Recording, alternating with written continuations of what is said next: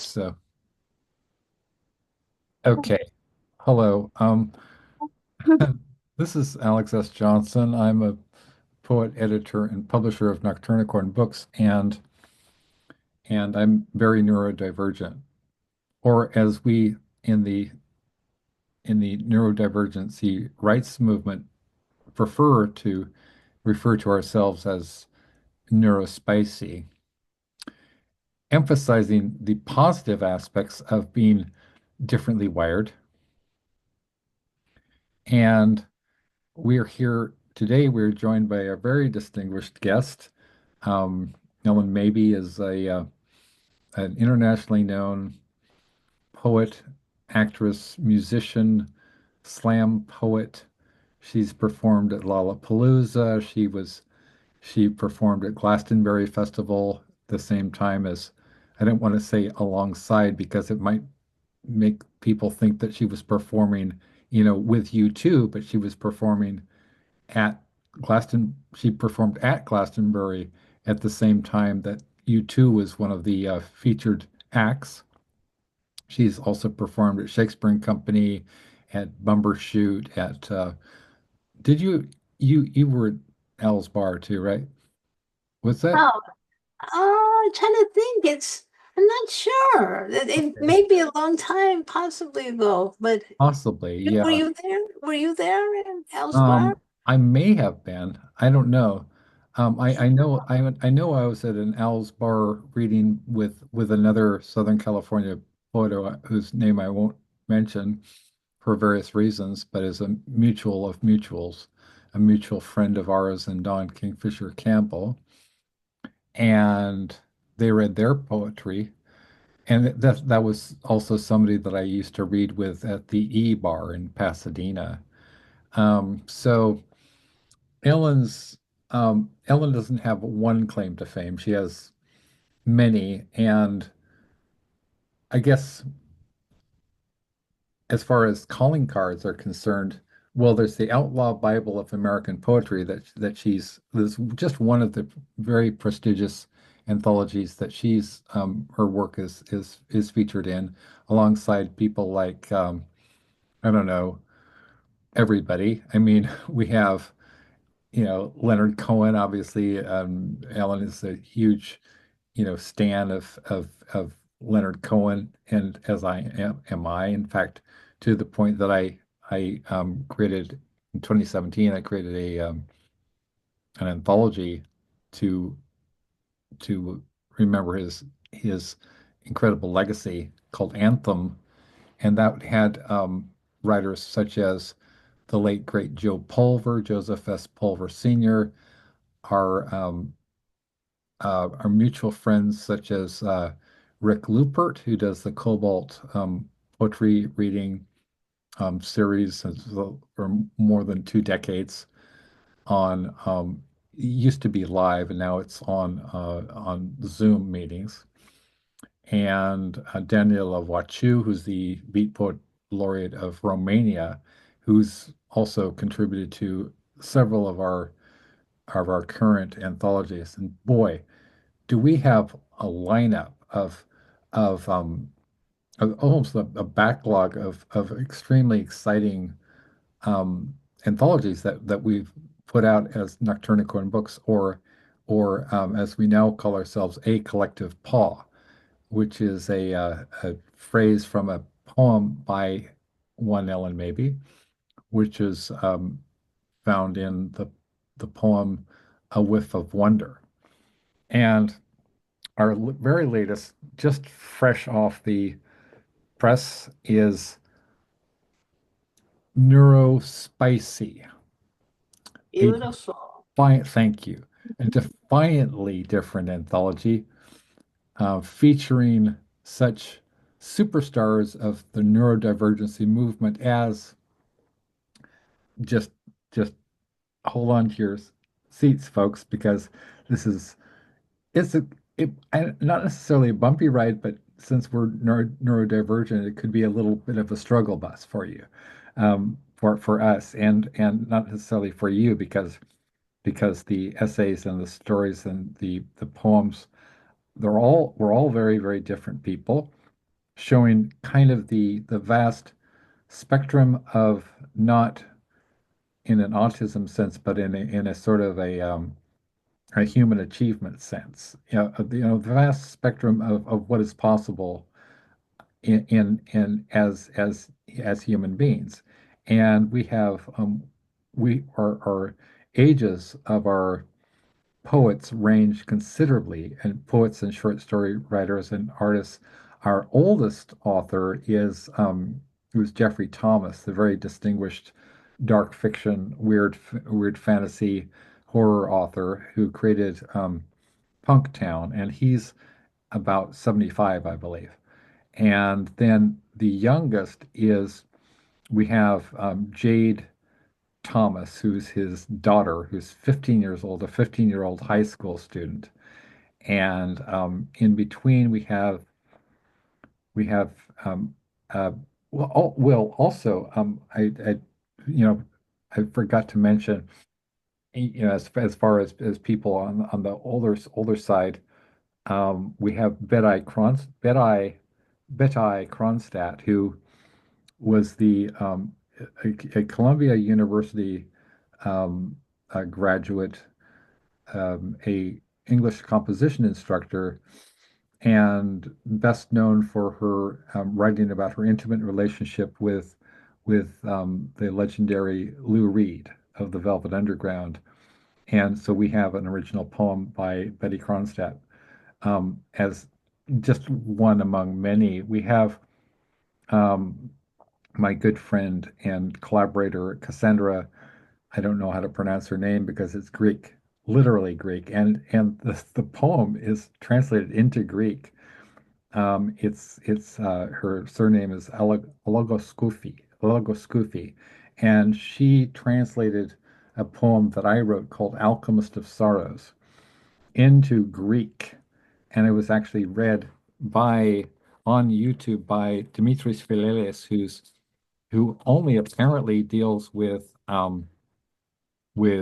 old, or classical dead Greek authors, and so they made an exception for me, a non-dead uh, American U.S. poet, and it's the first time this has ever happened in their history. So Dimitris Philelis is actually a classical Greek scholar and very well known.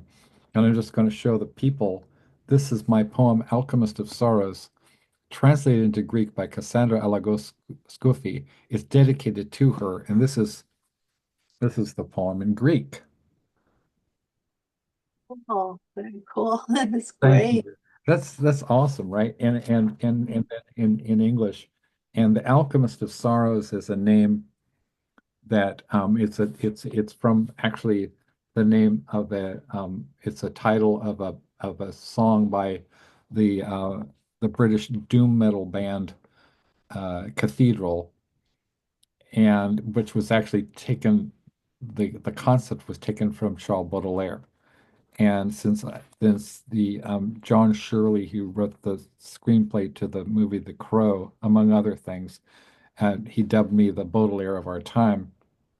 And so I'm very well known for having written in the kind of, not the style of, but well, many translations of Charles Baudelaire, as well as a book called The Flowers of Doom, or Les Fleurs de Ruine, which is it's a modern take on The Flowers of Evil, or Les Fleurs du Mal. And we have uh,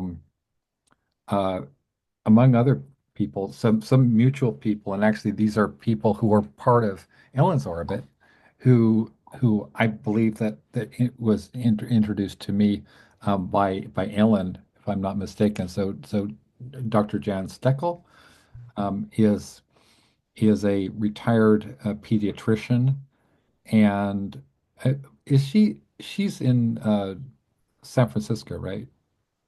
Jan is Yeah, in San Francisco. I think so. I think so. Yeah. Sure. Yeah. Yeah, she heads up this queer writers group on Facebook that I'm part of, and she's a very distinguished um, um, artist. She has medical degrees fr from Harvard, so she was trained at Harvard. She's a retired pediatrician, a diverse a disability rights activist, and a Lambda Award winning poet. So she's quite distinguished. We have our dear mutual friend Amelie Frank in this in and actually Amelie Frank's contribution is called it's it's about the poet John Fitzgerald, who is the partner of Ellyn Cardona, who's a, who's a who's a poet, and I'm in several books with. I mean, the goodness just keeps coming, right? Because Ellen Cardona was she's a very famous actress as well, known for movies like Chocolat, which won which was nominated for multiple Academy Awards, and she played alongside Johnny Depp, and and she's also a she speaks multiple languages. She's not in this book, but she is a good friend of another one of our contributors, Alexandra. I'm not. This is misprinted. I don't know if it's my fault or not. See, I'm gonna have to take this and kind of go back and change it a little bit because there's always there's always gonna be errors that creep in. So her name is actually um, uh, Antonia Alexandra Klimenko, and she is this wonderful um, poet who's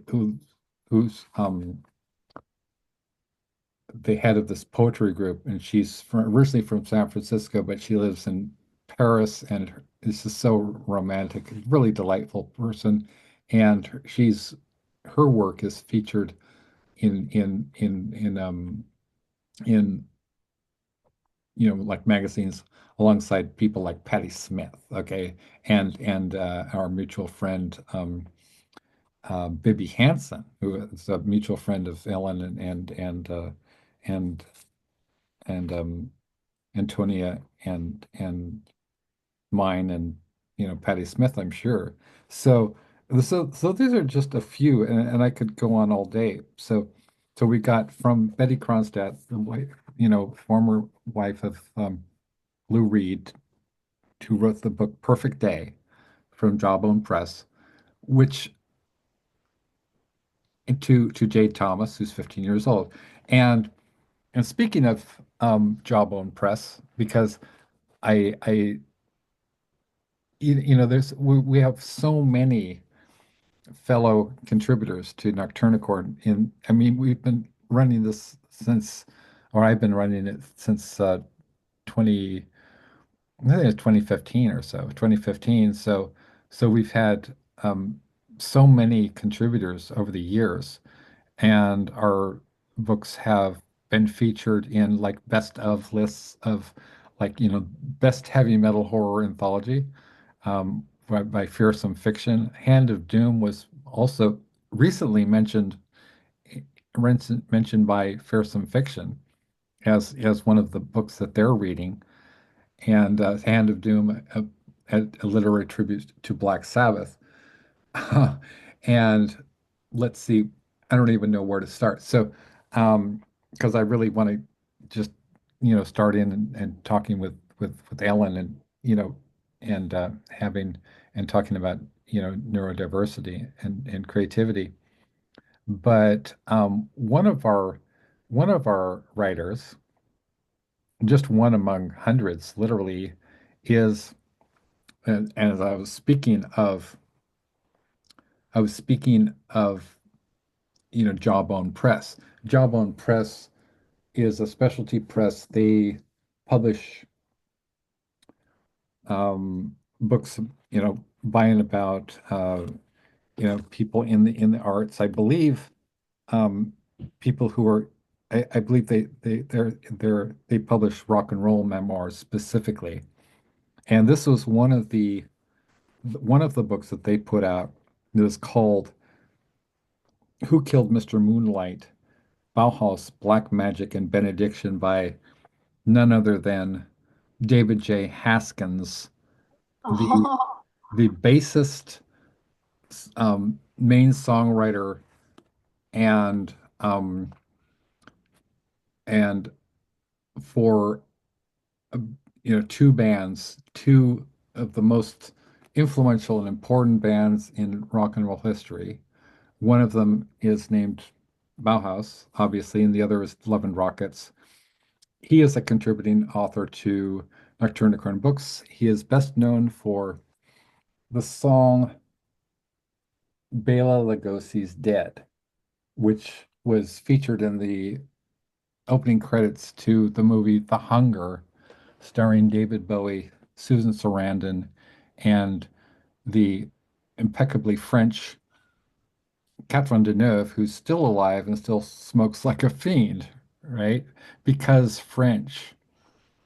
So, so, we have, as I say, we have literary and literal rock stars. And so we have, Ellen maybe is a rock star. And how do I know she's a rock star? Because rock stars like Exene Cervenka and Henry Rollins and Jackson Brown think the world of her. In fact, Exene Cervenka of X, as in Johnny Hit and Run, Pauline, and Nausea, and Breathless, X. They were featured on the soundtrack to the Richard Gere remake of the Jean-Luc Godard classic Breathless. And all these people that I mentioned, Jackson Brown and Grau Marcus too, the culture critic, and Henry Rollins, um, and they're all just huge fans of Ellen Maybe. In fact, Exene titled a 2011 album "The Excitement of Maybe." So, without further ado, let's get into it. So, we're both really neurodivergent. And like how, Ellen, in your life, how has neurodivergency manifested, and when did you first become aware of the term and of your being, I mean, obviously it's like you can't get through life without, especially when you're a child, and you know people can be incredibly cruel sometimes. But when were you first aware that you were not, your everyday kind of gal? oh. I think pretty much always. I don't think it's Right? ever, yeah, I don't think I ever was really quite, I felt, yeah, I can't, for being typical, really, it's not, I always have, I remember being very nocturnal. I remember, and I still am, and time was hard. Like I remember it was kind of it's difficult to, time can get away from one to, Right. it's always hard to, like if school or something, it was like, whoa, so yeah, I mean, yeah, I pretty much, yeah, I can't recall it being anything other. I mean, the terminology was different Yeah. then, but it makes sense that, it rings true to how I feel. So you're a few years older than I am, but we're roughly the same age. Did you have any uh teachers who encouraged you or mentored you? Yeah, I mean, I had some really nice teachers. Like there was a choir teacher in in high school and stuff. I mean, there was some encouraging teachers and stuff. And yeah, I think that was really good, or very understanding and stuff. Yeah, Yeah. yeah. So yeah, you were in choir. That's cool. I was in Glee Club Oh, neat. in high school, right? I was in Glee Club and we Oh, like oh. sang the Star Spangled Banner at this sort of what do you call it? One of these high school functions, or like they'd have the football team come out and do their little thing, whatever.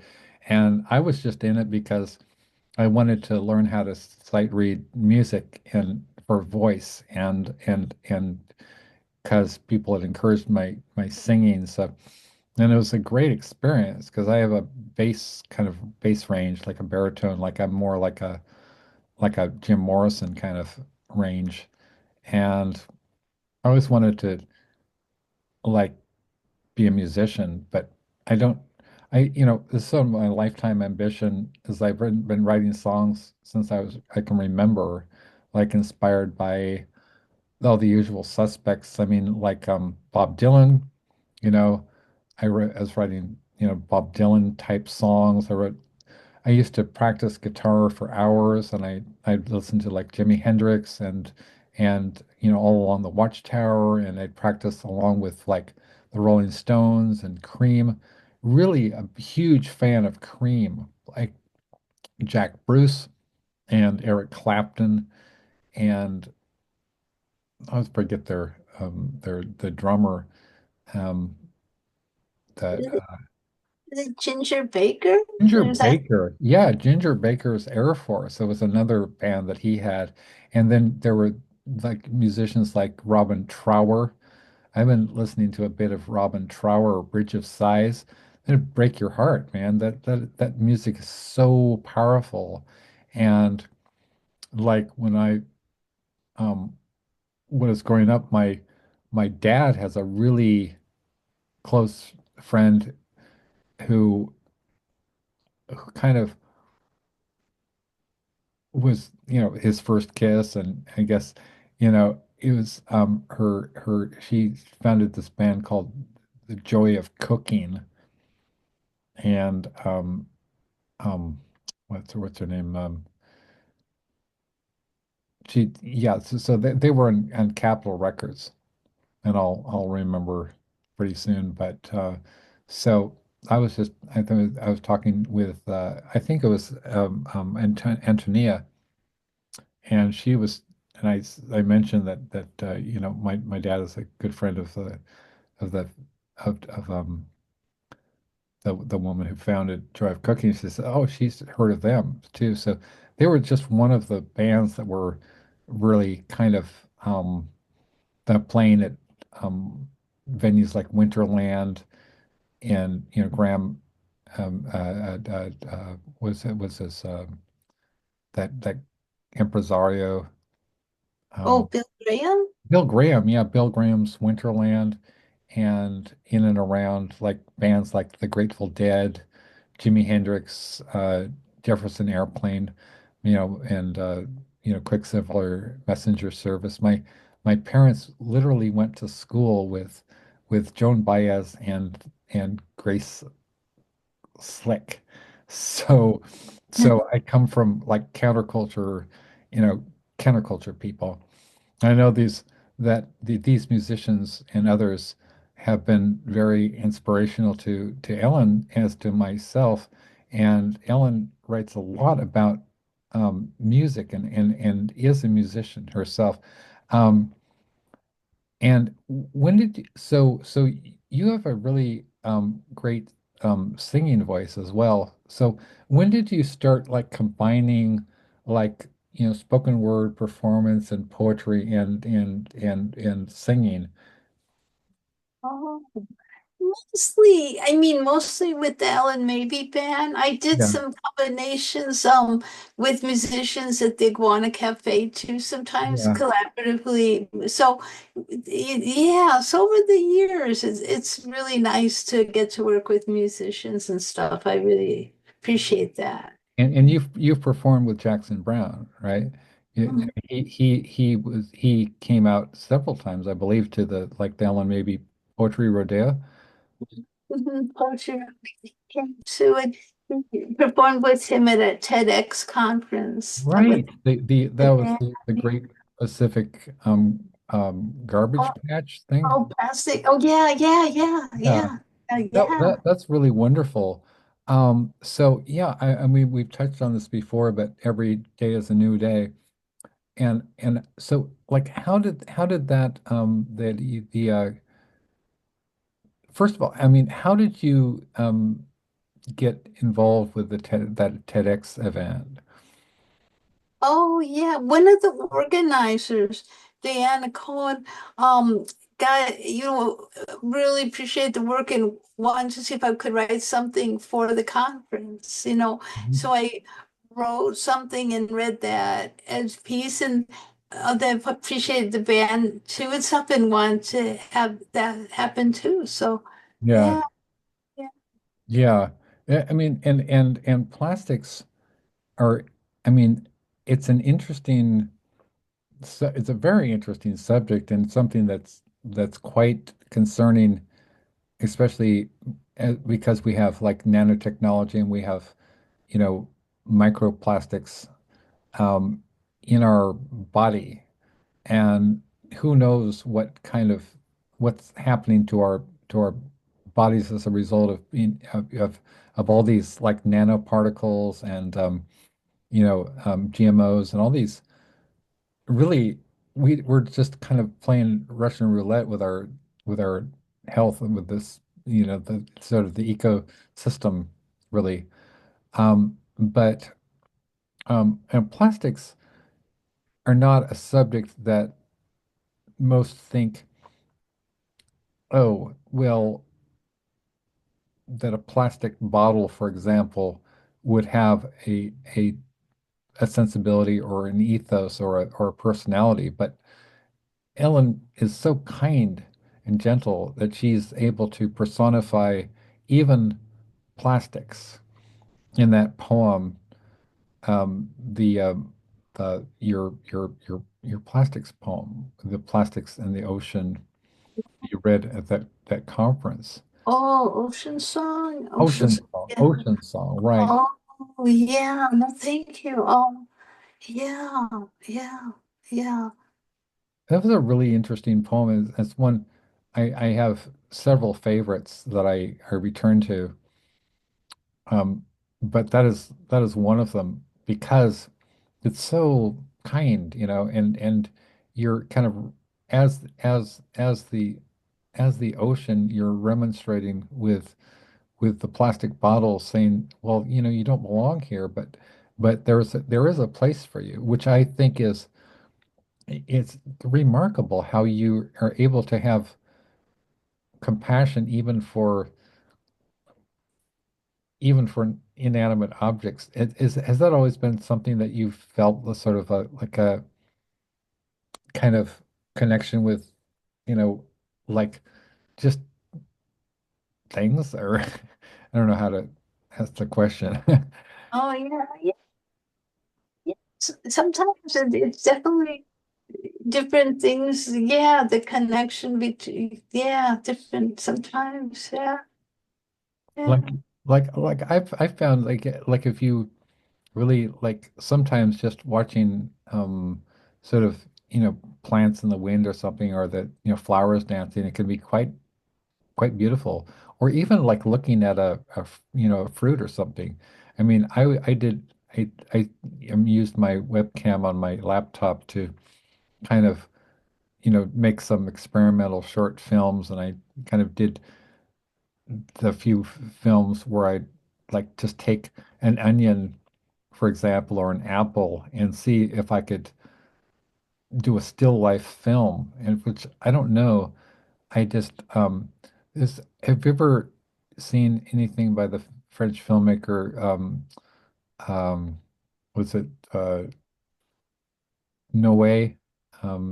He made like Enter the Void and Irreversible and um I guess Gaspar Noé. Oh, no, I don't think so. I don't. I mean, some of his films are incredibly, I would not recommend at all. And in fact, they're very intense. But Enter the I don't know because you got squeamish at Sweeney Todd, and so you might not be for you. But I Yeah, guess the film. you could just take it from me that Gaspar Noé is an incredibly innovative filmmaker, and his use of techniques, for example, you know, Irreversible, um, is filmed entirely like the entire movie is filmed like backwards. So we and it contains one of the most excruciating kind of rape scenes in cinema history. The entire film is filmed narratively speaking from after the climax and then to the climax and then to the beginning of the movie. So it goes backwards, much in a way like uh, there's some other notable movies that do that, but this is one of the most remarkable movies I've ever seen in my life. And it's a mesmerizing film. You studied film at Prague, and you've written a number of cinema films. What is your all-time favorite movie and why? Wow. Wow, it's hard. I mean, one of my all-time favorites is Shoot the Piano Player Yeah, with Truffaut. Truffaut. Yeah. And it just it's very, I love the music. It's very moving film, very powerful. Yeah, that's a really great film, I think. And um, yeah, it's the Truffaut's work is very unique way of, just expression and everything about it. Yeah, this was really cool. And yeah, I mean, there's a lot of wonderful, I mean, all that jazz is something fabulous. Yeah, And, man. you Was that know, Bob Fosse? Bob Fosse made that movie. mhm. Yeah, yeah. I love musicals. I Yeah. love that. I know, like Bob Fosse, the that the number where he's got Lady Death or he's got the Angel of Death, who's played by who's that actress who Jessica Lange. Jessica Lange. Jessica Lange plays the Angel of Death, and there's this whole musical number with kind of macabre but beautiful musical number and yeah, I just remember I need to watch that again because it's so I love it. I mean I too share that, your passion for musicals. I didn't realize how much I loved musicals until you got me, sort of, you know, thinking about them, right, with the Sondheim Project. And then I realized that one of my favorite all-time films is Singing in the Rain, right? Yeah. Singing in the Rain with Gene Kelly is just is a hoot. I mean, it's so funny, right? It's like so witty and classic Hollywood. And it just iconic is a word that Emily Frank, gets on my case about for misusing that word. What else are you going to call it, right? That the singing in the rain choreography with Yeah. he's bouncing off the poles and he's kind of swinging around and he's twirling his umbrella and just oh my God, American in Paris and you got Yeah. so when it comes to okay, so musicals, like what are your top five musicals? Oh, oh. Hmm. Wow, that is interesting. Well, some of them we've already discussed just Yeah, now. And then I really thought the musical, the film of Chicago was really great. I That haven't seen was that actually. That's really great. I think Rob Marshall directed it, and Okay. it's yeah, it was really, I thought it had just a whole lot of energy and power. And the songs are so great, and their Candor and Ebb have this great stuff too. And Nice. I mean, Fiddler on the Roof is incredible. There's Right. just a lot of power. Musicals are such a great form for having just a mixture of so many things going on, the music, Yeah. emotional things, the very touching and great. And you know, Sweeney Todd recorded. I mean, I have, yeah. Just said the film. I just couldn't be able, but I've seen different versions of Sweeney Todd that Yeah. was like filmed of the play. I mean, that play, the musical with like say Angela Lansbury and George Yeah. Hurt. Really cool. And trying to think. Let's see. Yeah. I mean, trying to think. There's just. And no, I must be. Um, yeah, I mean, those are amongst tops and stuff. And there's always so many neat ones to see. I mean, I'd love to see when there's an opportunity. Sometimes, you know, they'll be on PBS or recordings of stuff or different ways. And that's great. That's really cool. And it just reminded me when we were just talking about musicals that I just remembered that Clint Eastwood is in a number of musicals and he's a musician himself. In fact, he's a jazz musician and he made the movie Bird. And Yeah. yeah, and Yeah. he's still making films. He's in his 90s or whatever. This is like one of my favorite filmmakers and actors. It's very defining presence, a very kind of American presence in insofar as that he's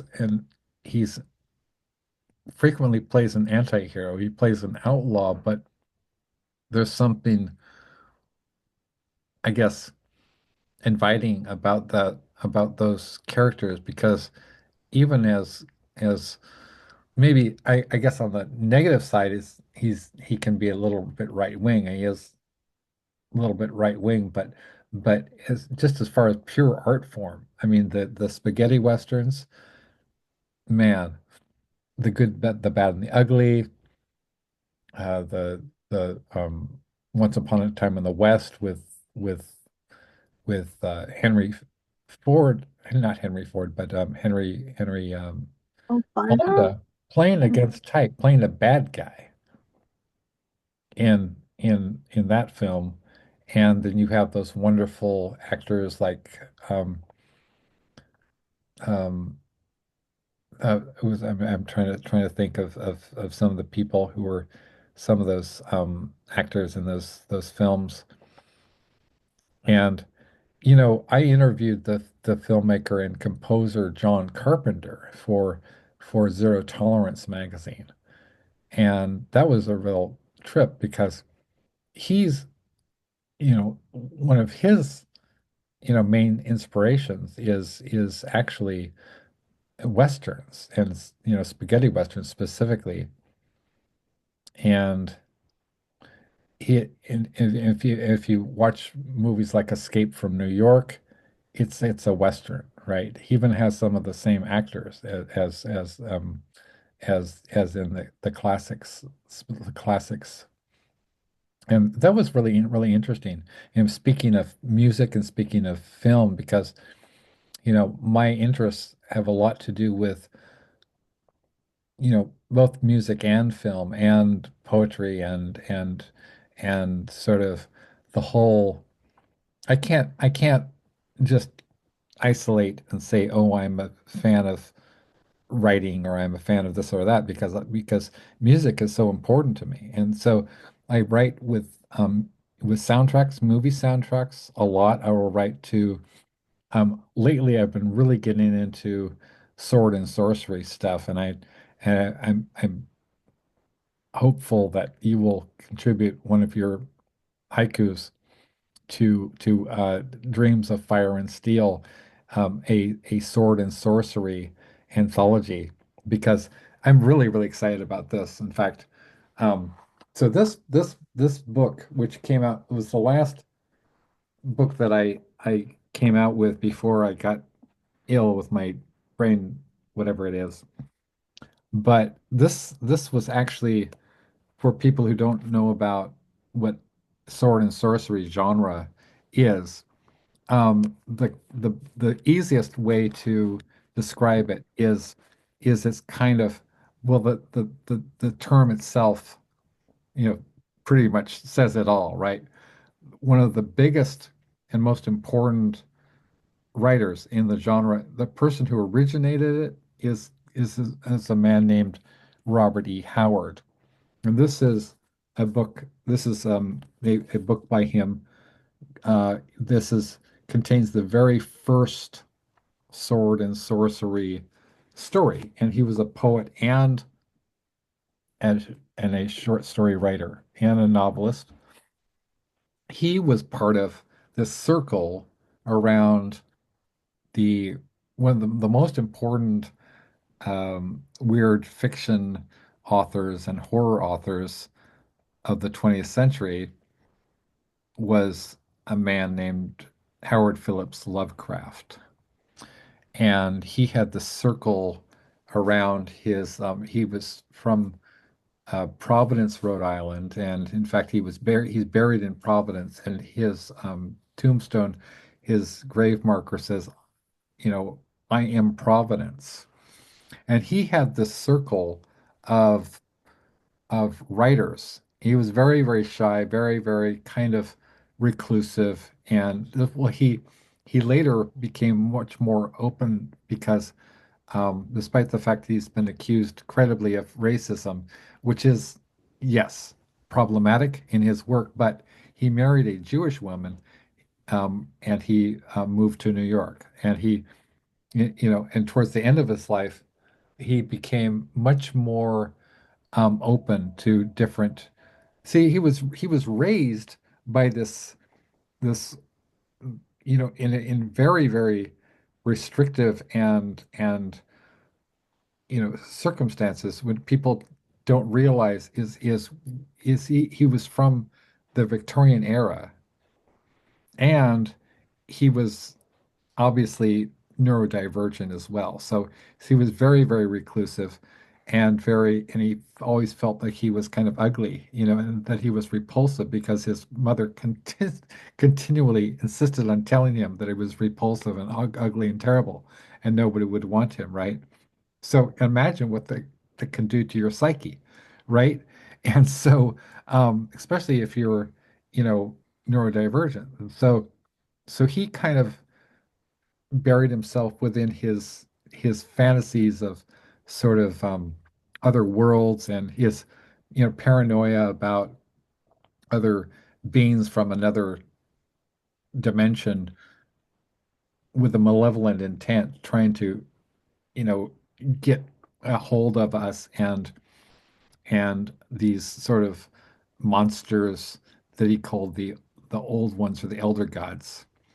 And he built a whole mythology around that called the Cthulhu mythos, which was continued by people like Ramsey Campbell, the British horror author who have had the great good fortune to publish a selection from one of his novels in Floppy Shoes Apocalypse 2.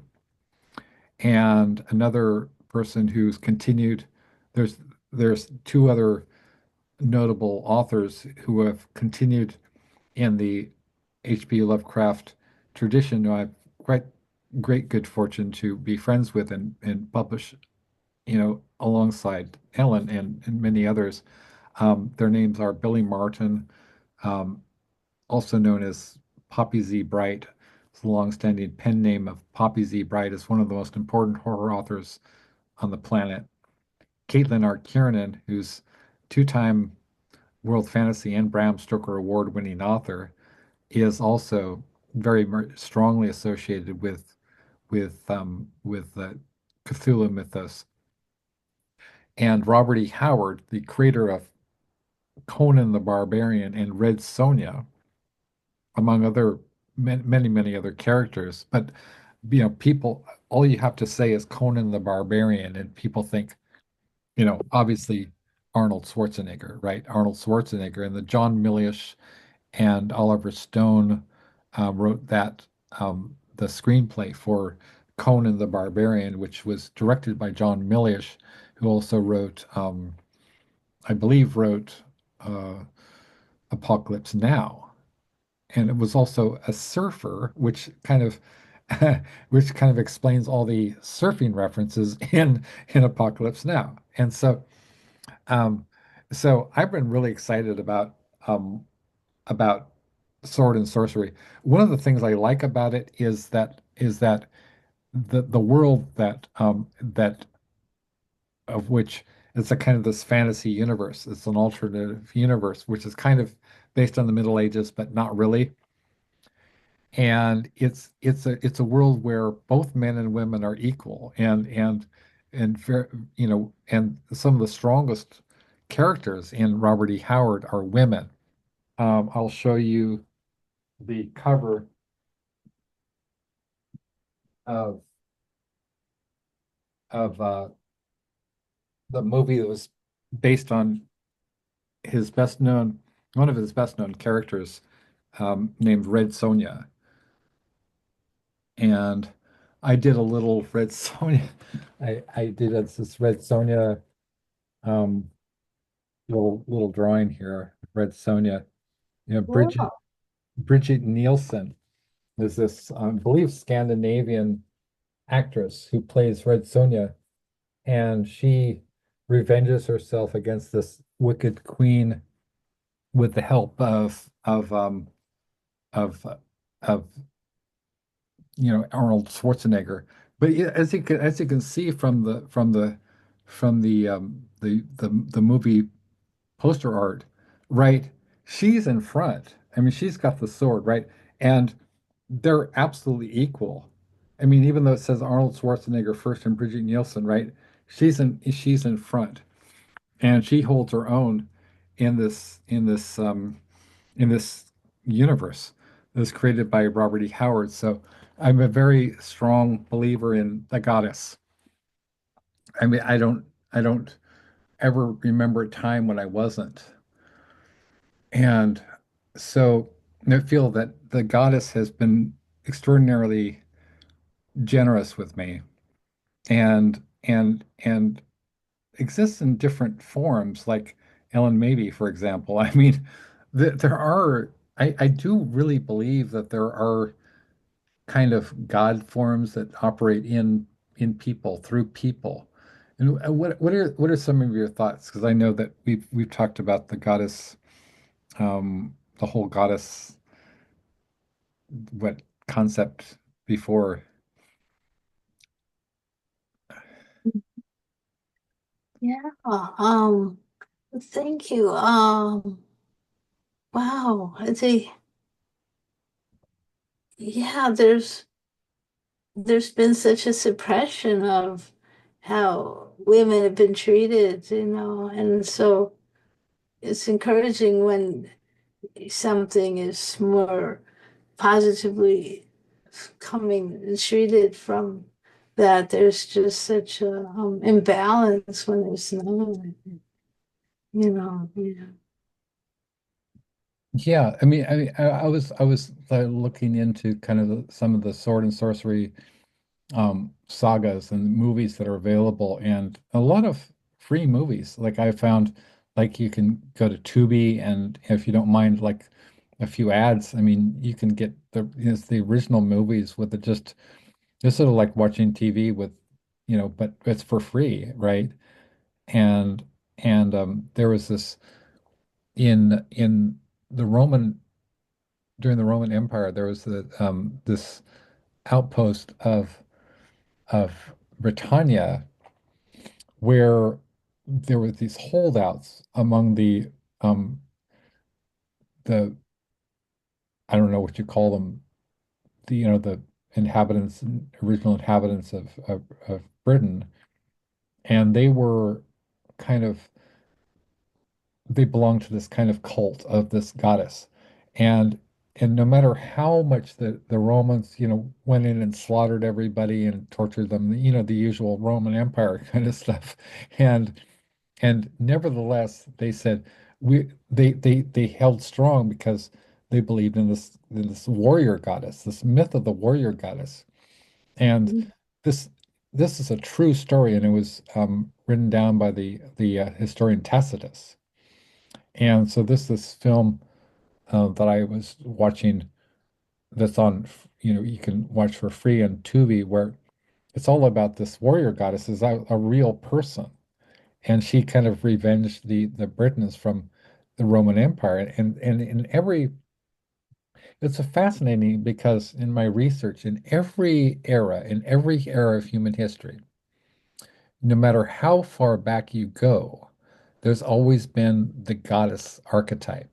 And it's extraordinary how consistent it is too, because, for example, the threefold goddess, the tripartite goddess, mother, maiden, crone, is extraordinarily consistent.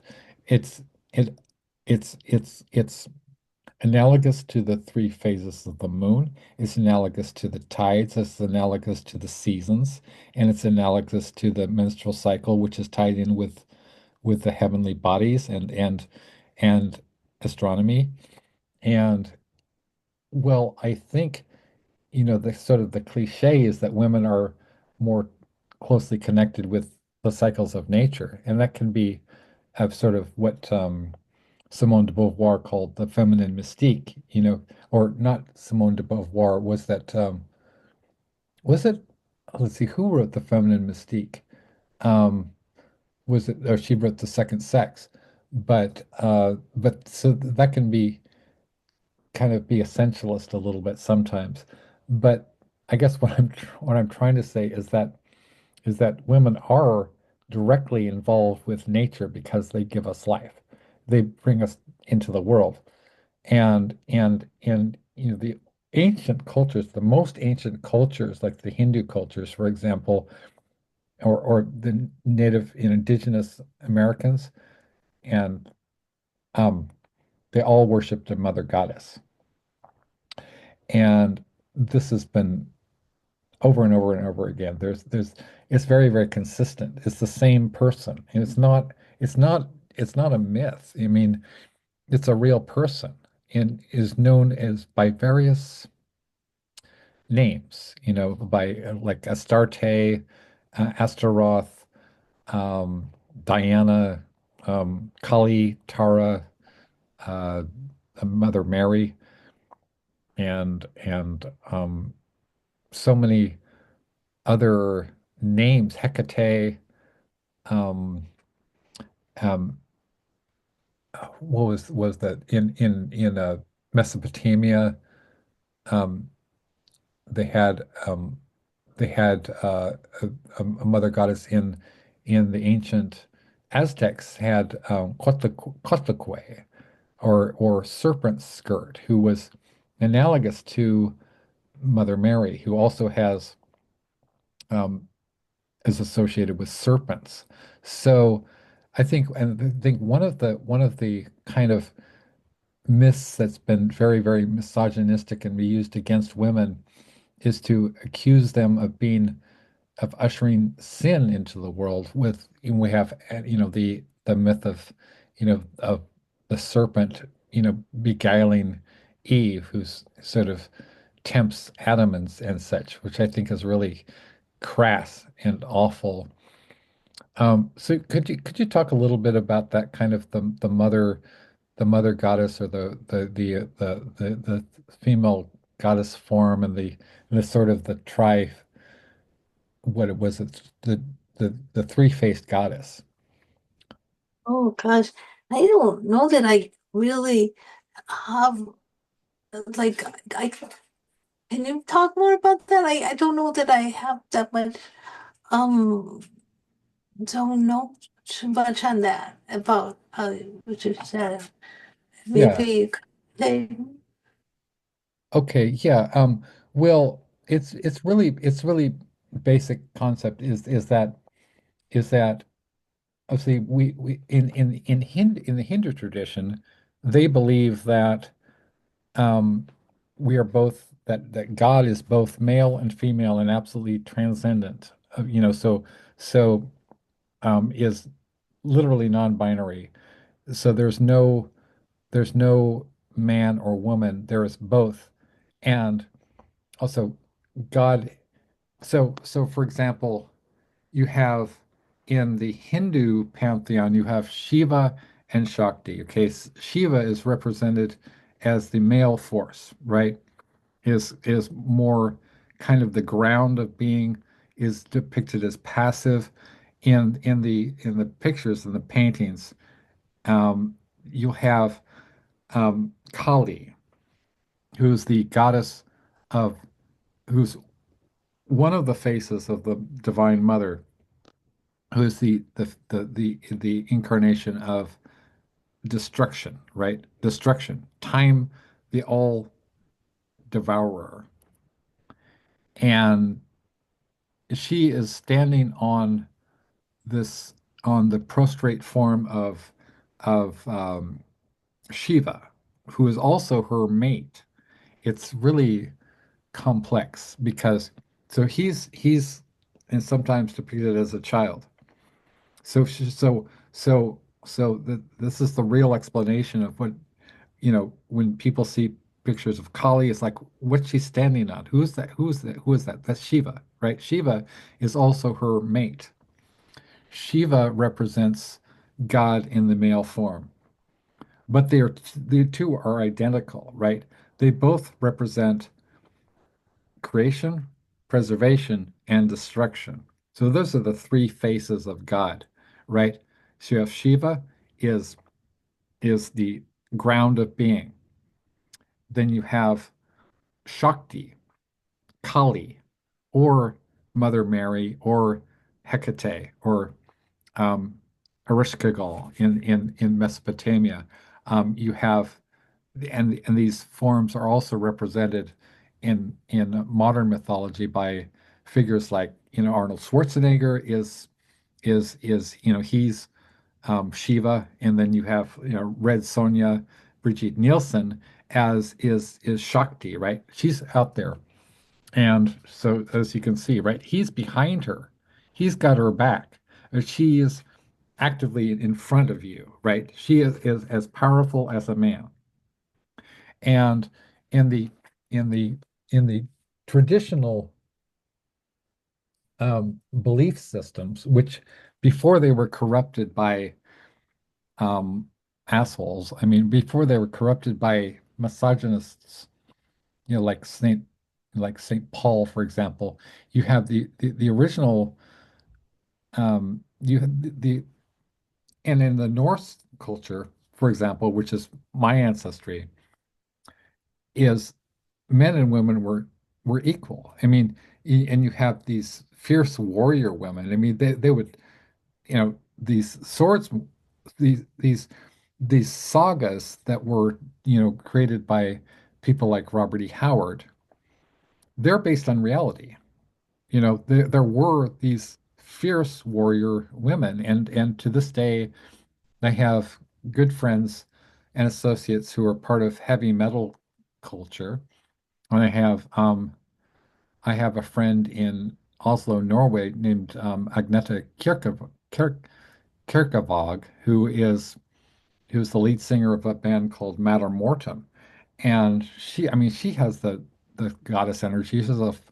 Um, she has a her octave range is about, I think, 4 octaves, and I could be wrong, but I'm pretty sure that she has an incredible voice, and she can sing any song, whether it's, her own compositions or Iron Maiden or what have you. And they're really a beloved cult band, and I'm very proud of them because they're the subject of a documentary film called Howl of the Underdog, which came out like last year, I believe, and it won a lot of awards.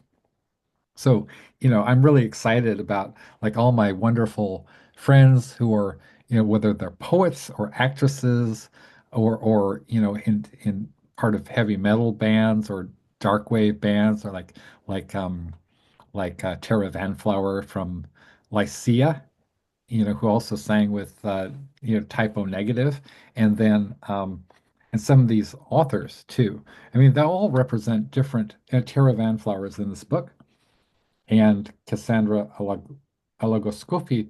I mean, this could be, there's a lot of overlap between this book and Om Mahakali, to the goddess, because these are these are kind of women who are warriors, and also non-binary transgender people who are warriors.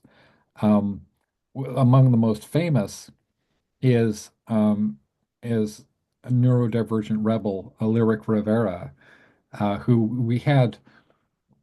we didn't have Lyric on the show that we did last year with the very first show, the We Are Gregor show, with Don Kickfisher Campbell hosted that one.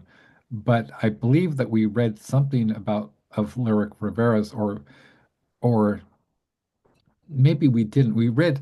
I know we read Ron Whitehead's piece, I Have a Responsibility. So, and Ron Whitehead is really amazing um, guy. And can we talk about Ron for a second here? Because that as actually this project started out as We Are Gregor, a disability rights anthology, and it kind of mutated. And Ron and Ellyn were two of my biggest, helps as far as conceiving this project. And so, can you talk about your friendship you with Ron and how that came about? Oh, I mean, I think I've only known him fairly recently online, Oh, but he's wow. really amazing. Yeah, yeah. I've never met him in person or known him very long, but he's very inspiring.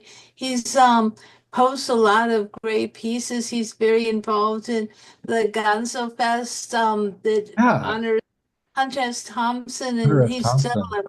yeah, and he does these Yeah. concerts with David Amram, and so he works with music that way. He's very nice, very cool. Yeah. Yeah. So yeah, this I is thought for some reason that you guys were old buds. You'd gone back a no, long ways, but no, but he's just really cool. It's neat. One thing is so wonderful how with social media and Facebook, people yeah, know people from all over, and it's that's true, right? wonderful. That's Yeah, really cool. right. I mean, and actually, there's several people who are part of not Gonzo Fest, but he last year I believe he did his last Insomnia Festicon, however you however you pronounce that, and he had Michael Duckwall and Charles E. Duckwall were were um were featured in this and and Charles Duckwall has a chromosome abnormality, um, which is trisome something or other, so he is. I guess I hate the word disabled now, but Charles Duckwall is the teenage son of Michael Duckwall, the poet, and he's a wonderful young man, and he's quite talented, and he's represented in this book. So he's one of the young people that we have represented. We have Jade Thomas, and the 15-year-old daughter of Jeffrey Thomas, and we have I believe um, Chris um, Chris Belisario, yeah, Chris Belisario, and and she is the National Beat Poet Laureate of Greece. She is also an educator, a scientist, a physicist, I believe, and a professional clown. And she uses these clowning techniques as part of her helping out. disabled people and young people from cohorts from different places like France. You know, they send people from France, and she lives in, I believe, in Athens. Um, don't quote me on that, but she's a wonderful, wonderful woman. She's has several pieces in not only the Bauhaus book, but also the forthcoming Floppy Shoes Apocalypse 3, Grease Paint Inferno. So we have representation from a real clown. Mm. Um, so could you maybe read Dyscalculia the Sure. from the book? Yeah. This is actually the first the poem. It starts out, this book starts out with your poem Dyscalculia. So it's in the table of contents. Hey. Oh, that's nice. Right? Hey, Yeah. thank you. So yeah, this is dyscalculia. Um, I have trouble with division, a learning disability. It affects math, also sequencing. When I was tested, they said what I was strong at. I was in the top 90%. What I was weak at, I was in the bottom 3%. Nothing in between. I wrote a paper in college. The teacher said it was one of the best things he ever read. They gave me an F because it wasn't the right format. So. Yeah, right. Yeah. I had a lot of experiences like that too, where it's called being doubly exceptional, which is not something that I knew until I actually had never heard the term dyscalculia until what was it around, when was this? It was maybe around this, close to the same time I met you, that I knew you. And I was in Daytona Beach, Florida, and I was grading the exams of the AP English exams for the Educational Testing Service.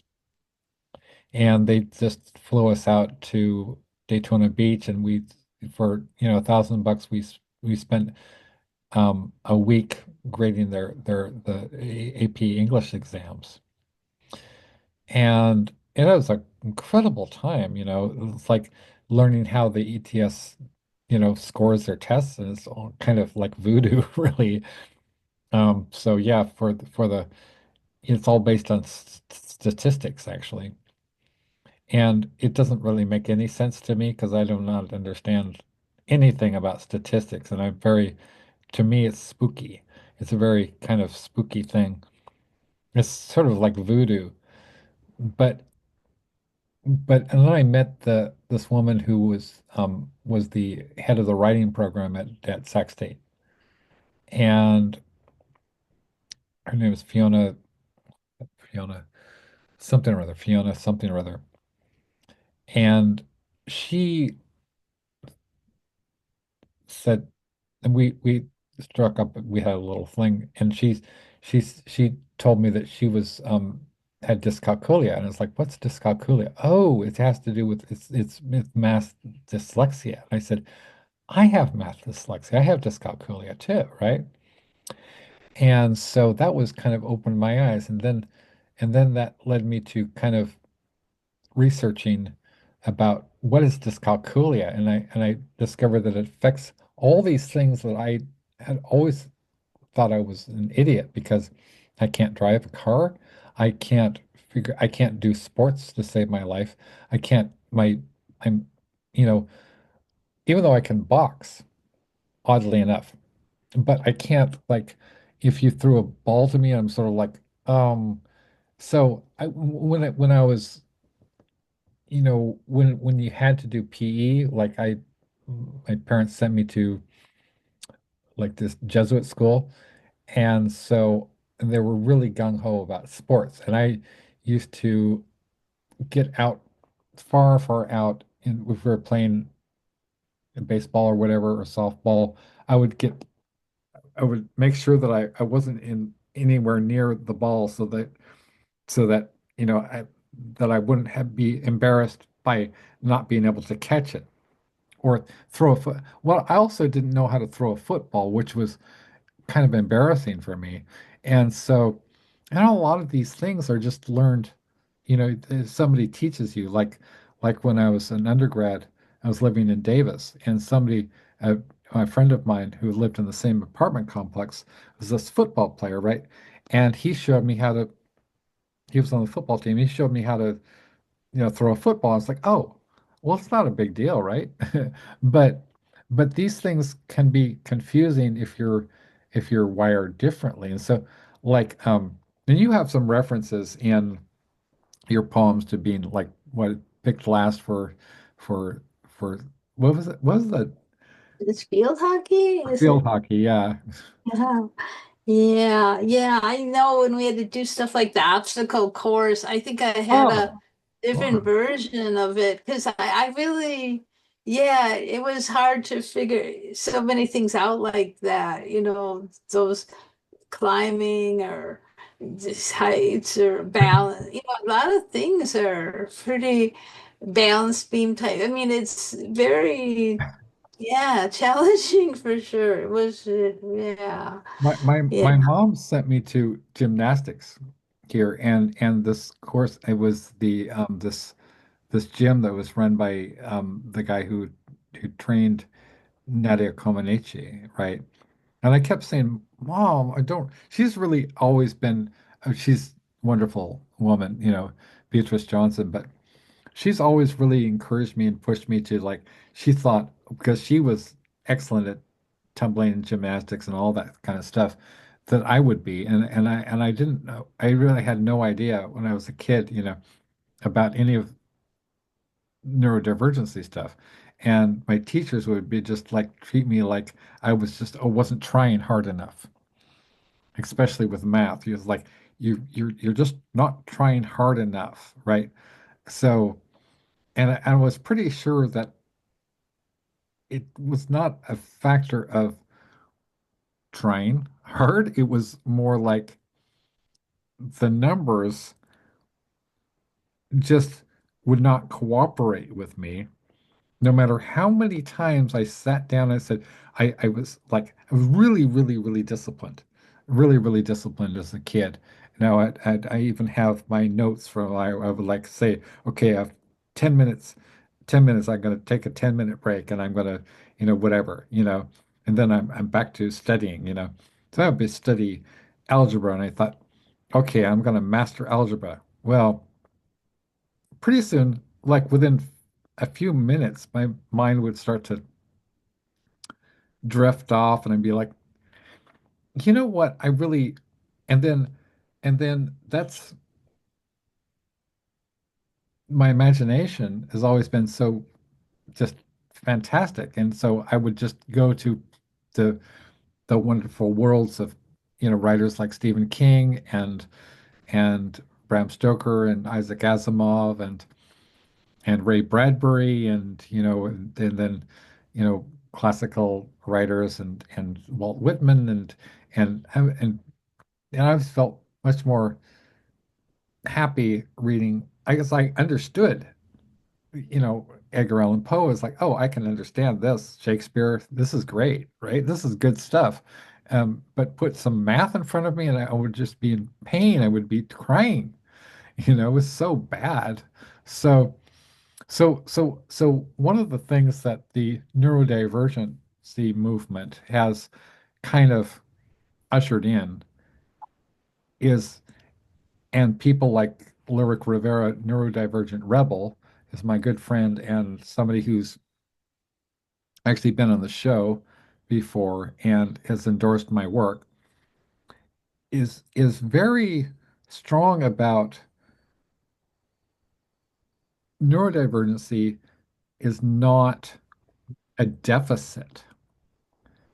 And we both struggled with challenges in our lives. Ellen and I have struggled with challenges of people not really understanding where we're coming from. And I know your late father was not supportive of you, but in that way, as like your mother is. But when did you realize that this was both? I mean, that you were blessed and cursed with a kind of difference that was like a superpower, but also like a very provided a lot of challenges. Yeah, I think probably, you know, when I was really young and I started writing stories and stuff, I Mhm. think that different things were came natural and other things that for a lot of people were natural were really difficult. So certain things seem to just come natural. And so that part, there was like this kind of mixture, yeah. So some things still are extremely challenging, and then other things seem to, it's kind of been that way, kind of, but I overall I think it's important. I mean, I'm actually glad that like by the time, and probably you too, by the time we were left-handed, by the time we were But like yeah, at that age, you yeah. know, we weren't, Just you know, fall.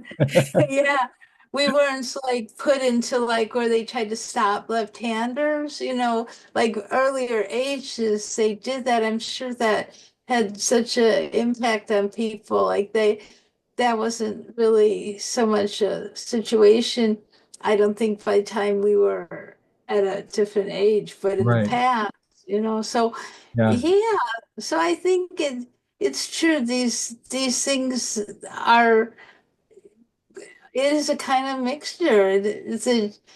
They are, it makes things kind of extreme, from that way. But Right.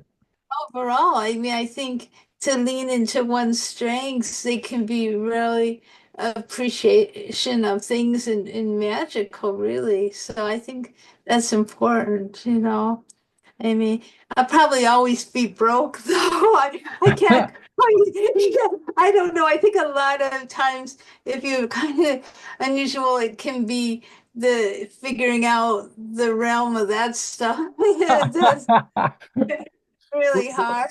There's a famous example. Well, see, okay, so John Shirley, the man who wrote the screenplay to the movie The Crow, and as songwriter for a band called Blue Oyster Cult, along with people like Patti Smith and Michael Moorcock, who was one of the big people as far as sword and sorcery is concerned.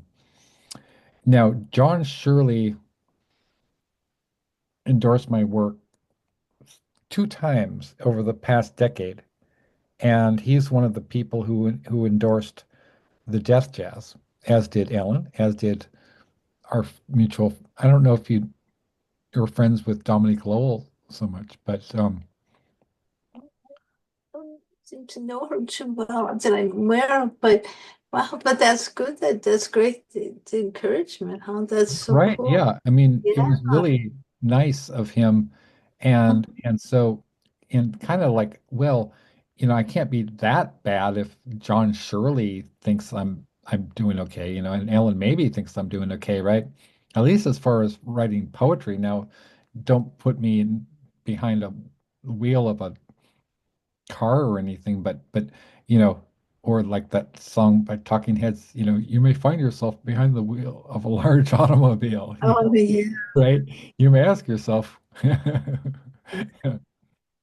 um, uh, I love the Talking Heads, right?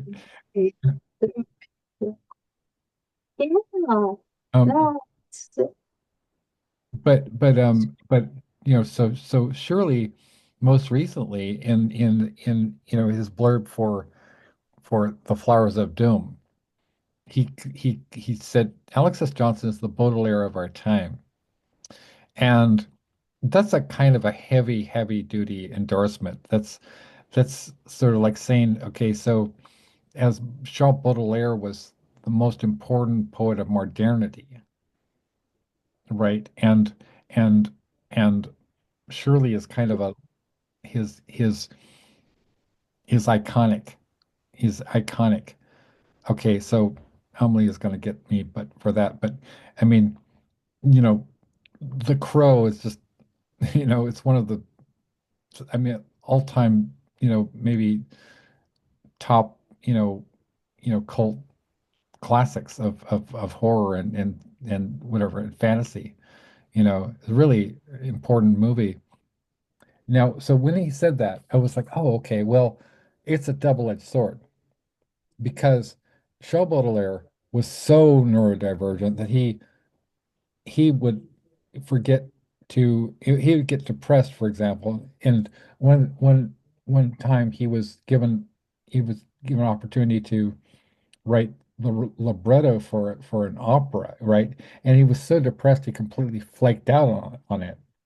He was so neurodivergent and differently wired that he would spend a lot of money on things like painting, but not pay his rent, which is why he was perennially broke. And after a while, his parents put him on a retainer. They hired somebody to portion out his his what is his money that his what you call it his um Budget or mortgage or yeah his budget. I mean his what do you call that thing where it's um something fund oh, trust fund? his trust Or fund, yeah, because he had a his parents were quite well to do, and he had a very very you know big kind of I'm not doing so well with words today, but his trust fund, he had a huge amount of money, which he promptly managed to spend on paintings because he loved paintings, and that was during the period of the sort of the neoclassical. It was when the neoclassical um, painters were. It was transitioning into impressionism, and then which would become cubism and so forth and so on, and Dada, whatever, followed that in about 20, 30 years later. But he couldn't budget to save his life, and so he felt very, very discouraged and depressed because not only was he, this sad sack. I mean, he was addicted to opium for one thing, and so he was a drug addict who couldn't manage his finances. And when he was an adult, his parents hired somebody to manage his budget for him and dole him out his money, which so he couldn't really afford to do anything he wanted to, and it was incredibly infuriating to him. And he was one of the greatest poets of modern times. And so whenever I would read about Charles Baudelaire, I'd be like, God, this guy was a loser. I mean, he and somebody he was in love with and translated the work of Edgar Allan Poe, right? Edgar Allan Poe was a alcoholic. He was completely penniless. He couldn't figure out how to, he couldn't get it together. He couldn't get a real job. He would go on these benders, right? And and and yet he and Baudelaire will be remembered when people who are a lot more financially prudent are forgotten about, right? So I was kind of like I was grateful to Shirley because Shirley also has battled substance abuse, and particularly that in fact, that is kind of the root of, cyberpunk is that these people were punks. They're punk rockers. And we had you and Ken Goffman on, Are You Serious on the show very recently. I even, when I was teaching at Dominguez Hills, see, my students used to make fun of me, and they were not nice to me because I would say things like, the other day we were talking about, and I had this one student who sat in the back of the class, always and was always very snarky with me, and she would mouth last Tuesday, right? And so, but I generally like I can't remember. I know things happened earlier, but was it last week or last month, or it's just I think of things not in terms of like time, but in terms of, I mean, I know that one thing happened before the other thing. So I say, well, last time we were talking about, I know that last time we were talking about X, Y, or Z, right? And so they were merciless to me. So this is one of the things that I've always struggled with, because I'll be really, really, really, really good, exceptionally good at frighteningly good at some things, like our mutual friend, and I know the woman who kind of, has really encouraged me a lot, and who kind of inspired me to create Nocturnicorn books, Marie Lecrevant, is called me scarily brilliant. Or it's like, well, you wouldn't hear my math teachers say I was scarily brilliant. They'd be like, this guy is a complete fool. You wouldn't hear my coaches or my PE teachers say that, or my science teachers say that. They'd be like, yeah, this guy needs some work. In fact, my guidance counselor at Rio Americano, he was kind of discouraged me from taking advanced placement English, or not advanced placement English, but what was it, like honors junior English or something, because my grades in math were so poor. And I was trying to explain to her that I was one of the top, not only the top readers and writers in my grammar school. I was an excellent student in languages, in English, and I always won the spelling bees, I was their star. I was also a really good artist, just for out of the whatever, but I couldn't do math. And so I suffered from this uh, inferiority complex, for I still do. And in fact, I now it's it's even gotten to the point where, as you saw, my work is being taught at three universities now. Three, and one of them is a major research institution, Syracuse University, right? This is just spontaneously, my work has been adopted for classrooms. It's part of the curricula. And I'm looking at this going, but I'm but I but I can't, you know, like, I was a terrible professor because I couldn't figure out how to organize my classes. And if somebody, and I know you can relate. I mean, like, you're wonderful one-on-one, and you're wonderful with a crowd, and you're the giggling goddess, and you're the muse, and you can get out there at Lollapalooza or whatever, and you can, you're infectious. You're infectiously joyous. But um I would have a difficult, and please don't see this as a criticism, I would have difficulty seeing you as a college professor. And it's only because of the same reason that I had difficulty as a college professor, right? I could see you, it's like you would, somebody would ask you a question, for example, and then you would spend the entire rest of the class going, yeah, yeah, and oh yeah, yeah, and then right, and you'd start talking about, musicals, you start talking about, Sondheim, whatever, and then people would be like, yes, but Professor Maybe, which is not your actual name, but that's cracks me up. It's not your actual name. It's like Professor, uh, who's it, or something like that. It's like, Exene, right? Is So yeah, Professor Maybe, um what's the what's going to be on the exam? You haven't talked about the exam. Oh yeah, so yeah, well, yeah, the exam, it's very interesting. And exams are, it's cool, we have, a lot of yeah, so you know what I mean? And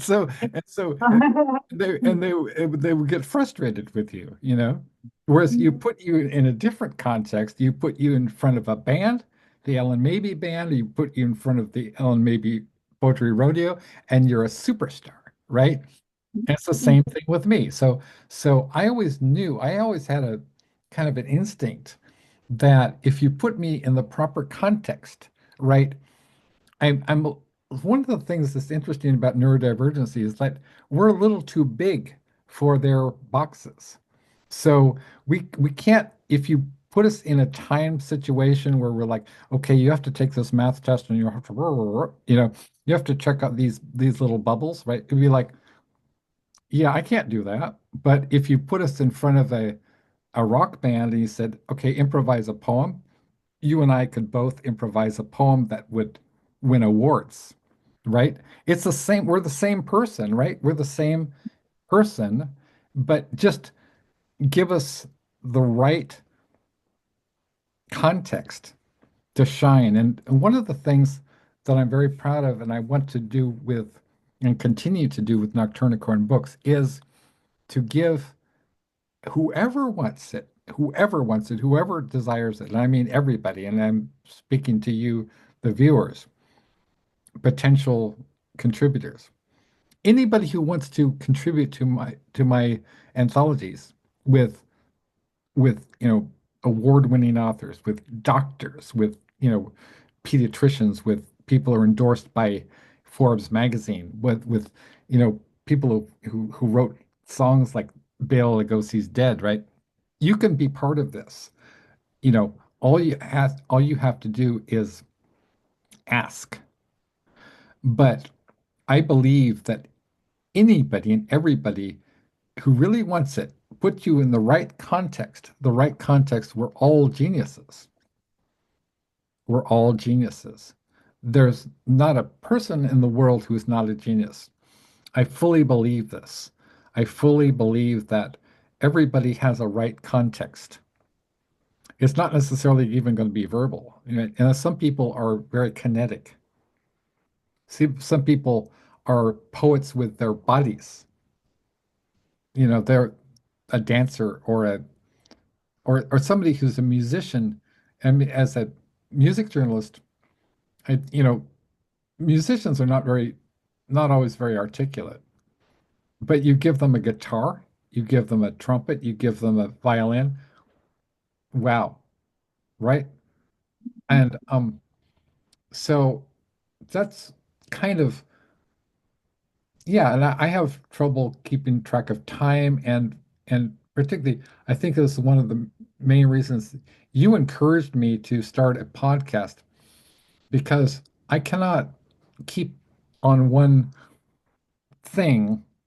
I get very frustrated and I stop doing these open mic things because it's just like it's torture just sitting there waiting for the opportunity to say something and then you have like a few minutes and then it's a sort of like a you know um, requisite. Of course, you know a number of these poets are really wonderful and exciting poems, but it's for me it's sort of like too much. It's like too much of a good thing, right? It's like having a several courses of like a 10-course meal or something. You want to be able to be one-on-one. And if we had Ron Whitehead on the show, if we had anybody on the show else on the show, right? You want to be able to like hear a Ron Whitehead really talk. You don't want to have to rush it along, or we have 30 people in this open mic setting and they're all scheduled and somebody like Don Campbell does this really well and Rick Lupert does this really well. I can't do that. So I was really like to thank you for suggesting that I do this format. Just you're like you've always been like, oh yeah, you should do a book. You should do that book. Yeah, yeah, yeah, yeah, that's good. Yeah, yeah, yeah. And so like when I take you up on something, it always works out for me. Cool. So I'm really excited about this. No matter how many times we've had you on the show, it's always fun. And I wanted to read from one of my favorites, the Cowardice of Amnesia, for people who are viewers. This is one of Ellyn's. they're all brilliant. They're all brilliant. So this is a really, really good collection. It's called The Cowardice of Amnesia. It was put out by Henry Rollins. It was edited by Exene Cervenka. And the cover photography is done by none other than Viggo Mortensen, the actor and musician and poet and a lot of other stuff, who speaks several languages. And it's his artwork. That's the beautiful Ellen Maybe. And so I'd like to read, let's see, maybe an Ellen Maybe poem. Let's see. Okay. All righty. Oh, this is good. I can tell already. This is a this is a long one, but okay. An Ellen Maybe poem. Sometimes I wish it were about 10 years ago. I was miserable. I threw portable fans trying to cool off the temperature. I kicked, punched, and screamed. I beat my head into walls. I cried when everything else was too exhausting. And then that too consumed my lungs and cardiovascular potential. 10 years ago, I was still on the cusp of meeting my niche. And the cusp is sometimes just as bad as being 10 billion miles away. So while others had beauty, and some had grace, and some had significant history, and some had dance partners, I got my attention by being a she could lose it at any moment caricature of a tormented suicidal girl out of time. It was sincere. There was little remorse, just big remorse, cumulative payments. The rage was so common that when anything went calmly, I was totally elated, as though I'd better live this joy fully before it dissipates again. I like looking in a mirror. Right? There's the This card house was full of kingdoms, jokers, hearts. Royalty crowned me and said, "Girl, so much self-pity. Do a little dance, make a little love. Get down tonight." Wasn't that KC and the Darkness Band? Get real. I looked at suicidal hotlines like cooks, look at recipes, knowingly, but slightly skeptical. I tried to go to carnivals, but the air was too bitter with broken laughter. I thought I needed a 24-hour hospital, but I needed an almost 24-hour coffee house. When words curled around my mind and said, "Please take us in, love us, name our language." It gave me a responsibility equal to motherhood, stronger than citizenship, higher than helium even dreams about. When I went to throw a piano at your song and dance and song, cynical prison for pleasure, I instead pick up a pencil.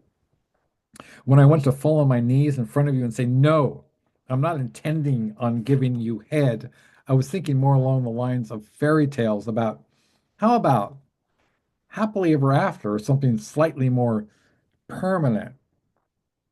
But having sympathy for your bare feet and bifocals, I didn't want to see you get all out of breath running away from my sensible soul and wild throat.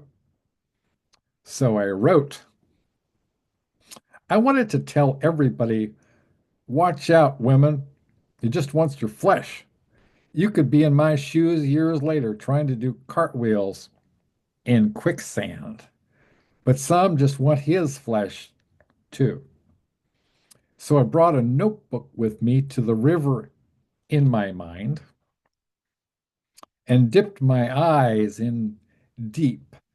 There was always now a healthy way to vent rage. It made me sick. I couldn't justify throwing things.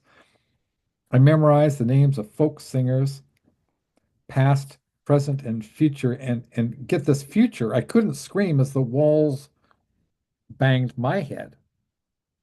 Some of the polite walls parted and became doors. I forgot where the suicide hotline numbers were. I stayed up all hours talking about living. The words said, Mama, we feel pretty safe. You'll always shelter us.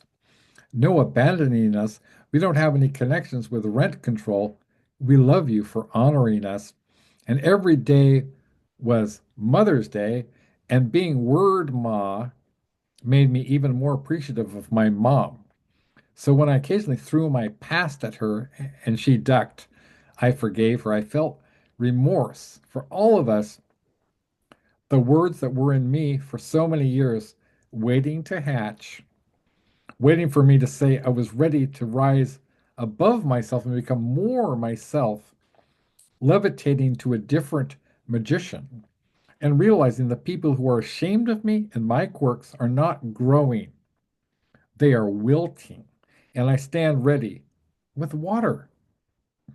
The ritual is ancient. Wallflower becomes sunflower, becomes poet. This stuff is ordinary and extraordinary, becomes painter or incense stick maker or archivist or card house interior decorator. Sometimes I want to get so close to you and remember all I ever forgave and scream in your ear, but I realize a poem is the scream that lasts. But just to make sure I get through, if in your dreams you hear a hissing sound, it's just your conscience or me, or just history breathing. Ellen Media, ladies Wow, and gentlemen. wow, that is so beautiful. I love how you read it.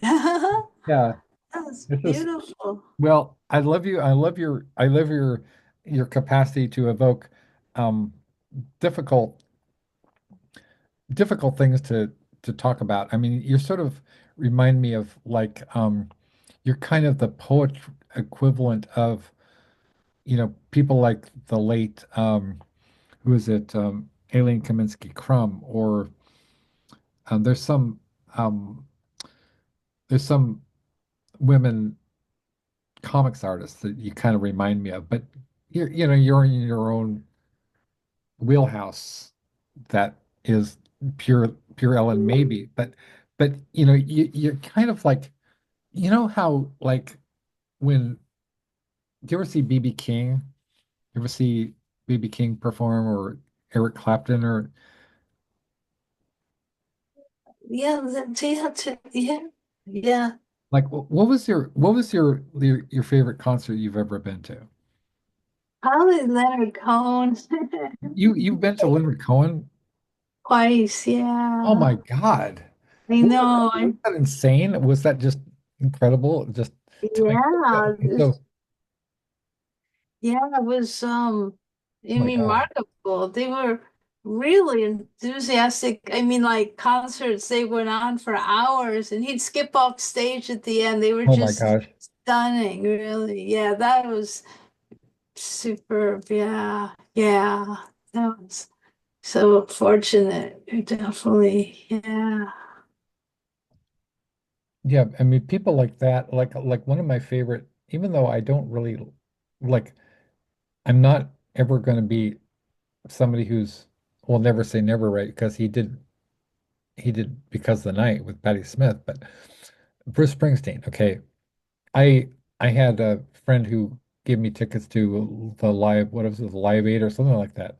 So I watched that.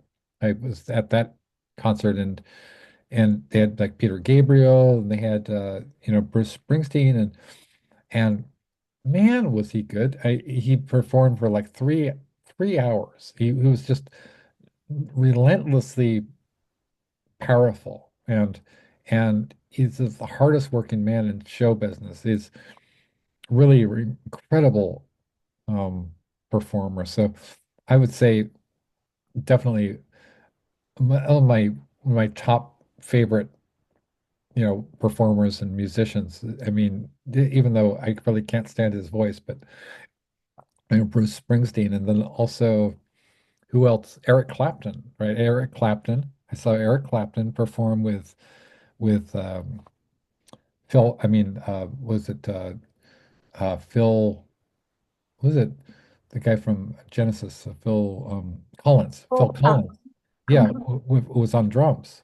So I got to see Clapton with Phil Collins, which was incredible.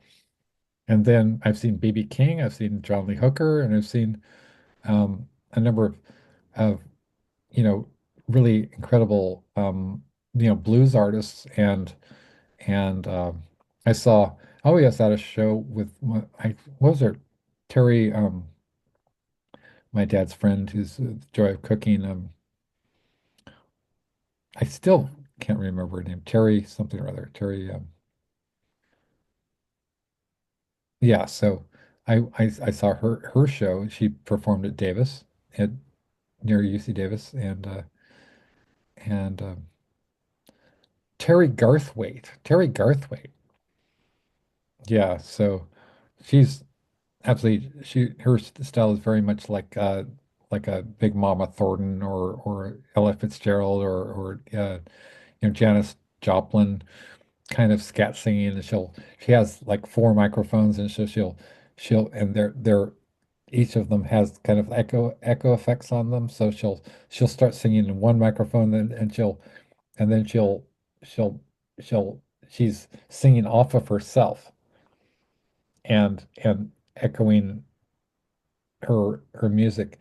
And I've never seen Tara Van Flower or Lycia play, but they're one of my top favorite bands as far as this beautifully soulful, very, very soul stirring. Um, it's called dark wave. Is the genre. Tara's in the book, and many of our, you know, collective Paul books. And so could I get you to read that poem that I wrote about the giraffes? oh yeah, that's so great. Yeah. Oh my goodness. And by the way, I want people to know that if they buy Neurospicy, which we're tinkering with, so I mean it's good to go. You can buy the Neurospicy Kindle, which is only $3, and you get quite a selection. There's a few typos, but I highly recommend. It's only $3, and you get this wonderful book. Um, so all of the proceeds from Neurospicy, a defiantly different anthology, go to this organization called. And what is, I always like visuals because everybody's different. Some people are more visual than others. So Special Olympics. So Special Olympics is the major organization that helps out, athletes who are neurodivergent, neurodivergent folk. So they're a wonderful organization that I've worked with in the past. I volunteered with them when I was a kid. So, okay, so anyway, um, so giraffes. Yeah. So here we go. This is so neat. Um, this giraffe facts annotated by Alex S. Johnson. Giraffes tower over the African savanna with adults reaching up to 5.7 meters tall, a fact that with my dyscalculia, besides being a United Statesian, means nothing to me. Although incredibly long, about 2.4 meters, their necks contain only 7 elongated vertebrae, the same number as humans. Some humans are a pain in the back, others are so tall they strain the eyes looking for signs of acknowledgement. I exist for them as they scrape the stratospheric ceiling, Hey, I'm down here, but back to giraffes. Giraffes have distinctive, unique spot patterns on their coats, much like human fingerprints, which also help with camouflage and temperature regulation. That's an incredibly neat fact, and one I'm sure my friend and fellow neurospicy North American Ellen maybe will appreciate.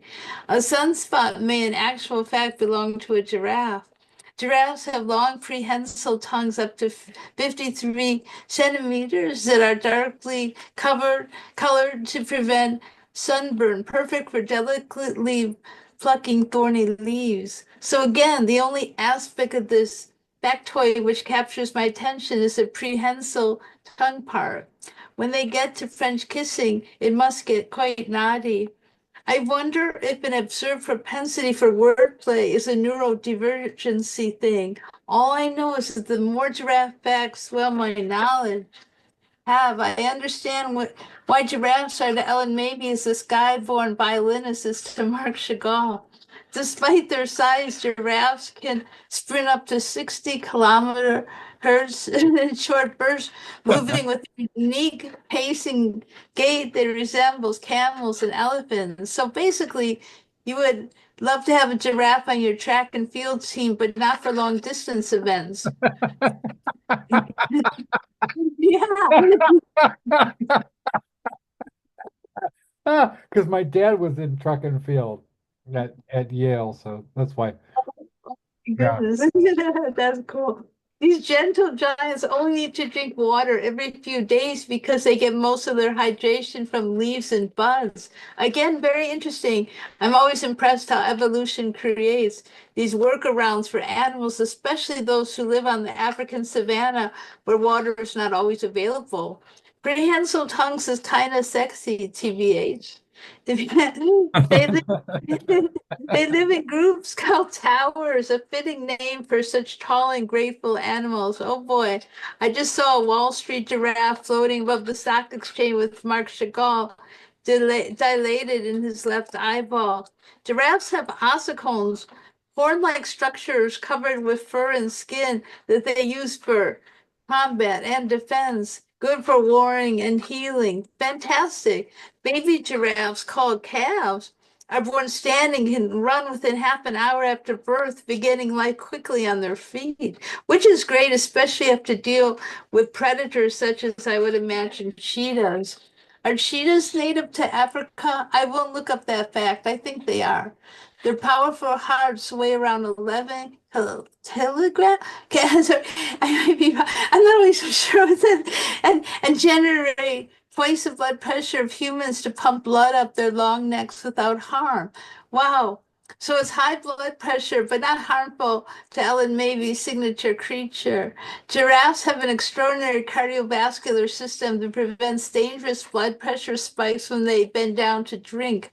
That's great and answers a question which just occurred to me. They have interesting social behavior, such as forming multi-generational herds where mothers sometimes care for each other's calves. How neat. Maybe we can learn something from giraffes, like how to look out for vulnerables. Yay. That's a great.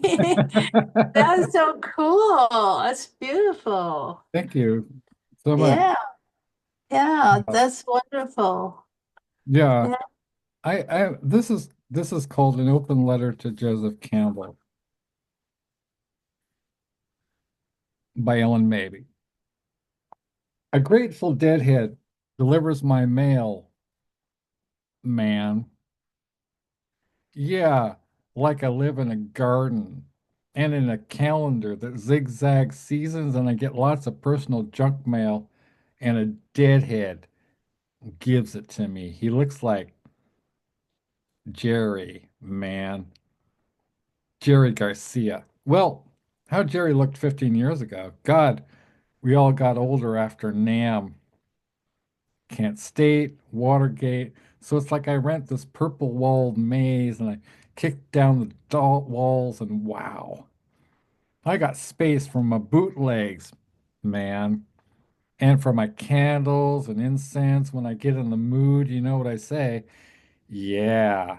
And this guy with a couple hundred pins saying, up with this, down with that, 25-cent newspapers, lies sponsored by the government, and he had sideburns shaped like 50s automobiles along his left cheek, a guitar on the other. He held a transistor radio playing Walk Me Out in the Morning Dew, and when that finished, he would yodel Lather by Jefferson Airplane. Man, it was so good, so good. Those were 27-hour days. Well, me, I was poor, so nobody was writing me no letters. It was a couple of years too late for poor to be hip. Like free Provost bicycle rides through Amsterdam was through, man.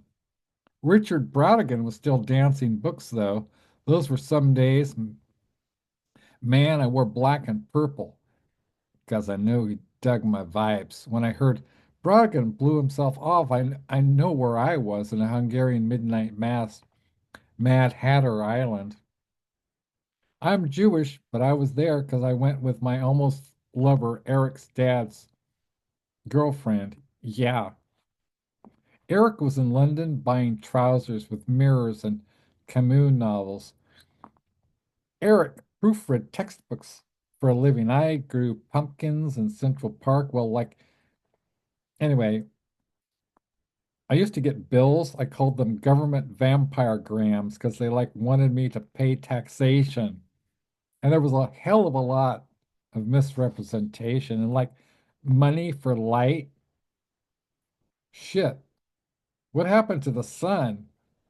What's, wrong with natural, man?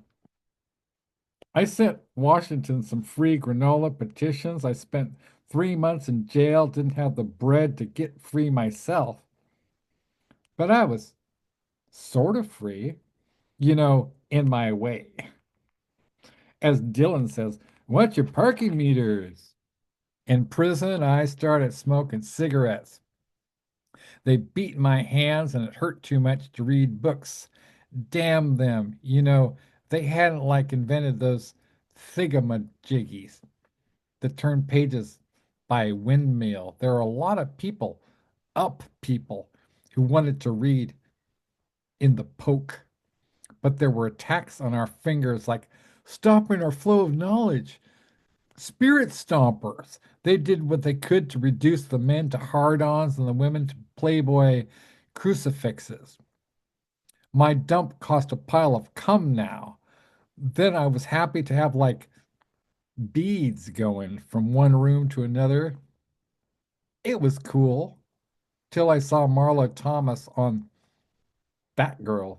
Had the same apartment TV, only was good when it was off. I knew how to turn it off. Remember when Dostoevsky was sold in the Russian subways? Yeah, man. I like to read. Now the most literate people listen to cassettes of books in their car. Okay, I think people enjoy feeling words. Haven't taken a survey, but I bet the blind prefer braille to tapes because it's more there. So I used to get polyester velvet invitations to happenings. Now I get a free espresso maker if I consider buying a new car. If it rains, my mailman says it's beautiful. God loves the garden. If it snows, he says, groovy. Mother Nature coffee and ice cream. If it's sunny, he just grins and plucks his cheek and sings along with Jerry. You know, Jerry Garcia. My mailman is named Turquoise Glitter. On my library card, he laughs. He digs Joplin, Gracie, and Pigpen. Reads comic books with subtitles, like just like opera. And he only delivers underground newspapers. Fuck the Los Angeles Times, he says. Crumple the lies. Glitter told me the worst trip he ever had was eating frozen yogurt in Westwood Nation while Bon Jovi played KNXFM. Glitter told me he feels old sometimes. One day he said, the world will end when deadhead vans won't be allowed overnight parking at arenas. He hyperventilated and wiped his sideburns. Man, He said it again, man. Last Tuesday, I found out Glitter was asked to deliver mail in Century City. It seems sad, like singing along for 3 minutes of Puff the Magic Dragon, only to be like really bummed out. I have a generic mail person now. I get the bills at the same time every afternoon. I asked, hey, what type of music do you like? The mailman said, oh, me? All kinds. I nodded and waited for some details. I got silence and the repeated phrase, all kinds. Oh shit, Glitter baby, you always mumbled freedom of choice is wasted on the indecisive. Yesterday I found a neon boot in my mailbox and a note from Glitter. It said, gone to Taos to study the wind. Want to come? I packed, I tossed my hair like Marlo Thomas, and I took a book on the spiritualism of centipedes, unlike Marlo Thomas, and packed for 40 days and 40 nights at the least, man. So it is so Oh, wow, it's wild to hear.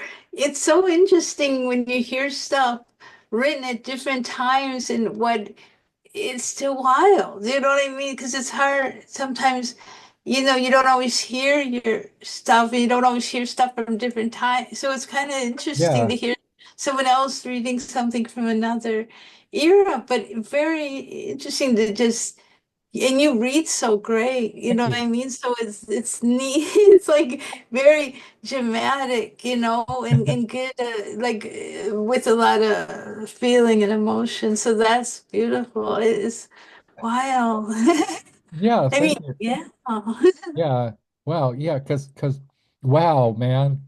You know, cause growing up in the, like 60s, but since my parents are part of the Vedanta Society, and also we're counterculture. We're not just counterculture adjacent, we are counterculture AF. I mean, my dad did cartoons for the Berkeley Barb. He always says he did one cartoon for the Berkeley Barb, but it was on refrigerators all over Berkeley, man. I mean, that Mhm. one, satirical cartoon of Ronald Reagan, it was like dug by hipsters all over Berkeley. This is real, so I think like I think when I first read your stuff in Dancing Barefoot, I was like, I know exactly where this chick is coming from, I really grokked it, I and so but I grew up with we would always get the Whole Earth Review, and because my dad was in the Whole Earth Review, like every issue, along with Crumb and people like Bruce Sterling and our friend Ken Goffman. Are You Serious? Was in a lot of those. And then we had, Gary Snyder, Ginsberg, and a lot of really cutting edge stuff, which was not part of the popular culture until decades later. But I kind of absorbed it, and really I used to spend, like hours like reading, R. Crumb and I mean, seriously though, and he one of the things I love about Crumb is that he would, well, he was part of counterculture. He was in counterculture, but not of counterculture. In other words, he did things like he drew that very famous cover of Big Brother and the Holding Company, Janis Joplin, Cheap Thrills, right?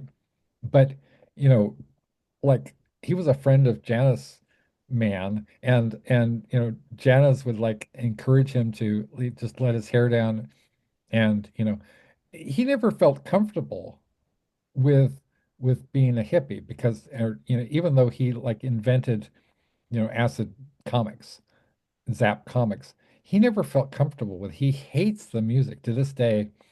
He can't stand the music that we love, he thinks it's an abomination to his ears.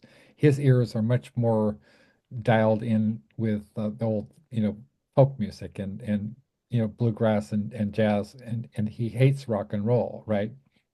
So, but a lot of Crumb stuff is, it's very making fun of hipsters, and it's very sardonic, it's very sarcastic, he's got these kind of these sort of, I mean, his one of his most famous creations is that what was it, Mr. Natural, right? Mr. Natural is kind of like this hipster guru who's a complete he, he's a complete fraud, and he's got this guy Flaky Font who's follows him around and asks him questions like, "Hey, what's it all about, man? What's like what are we doing here? What's the purpose of life?" And every single time, Mr. Natural will lay some bullshit on him, and he totally suckered in, and so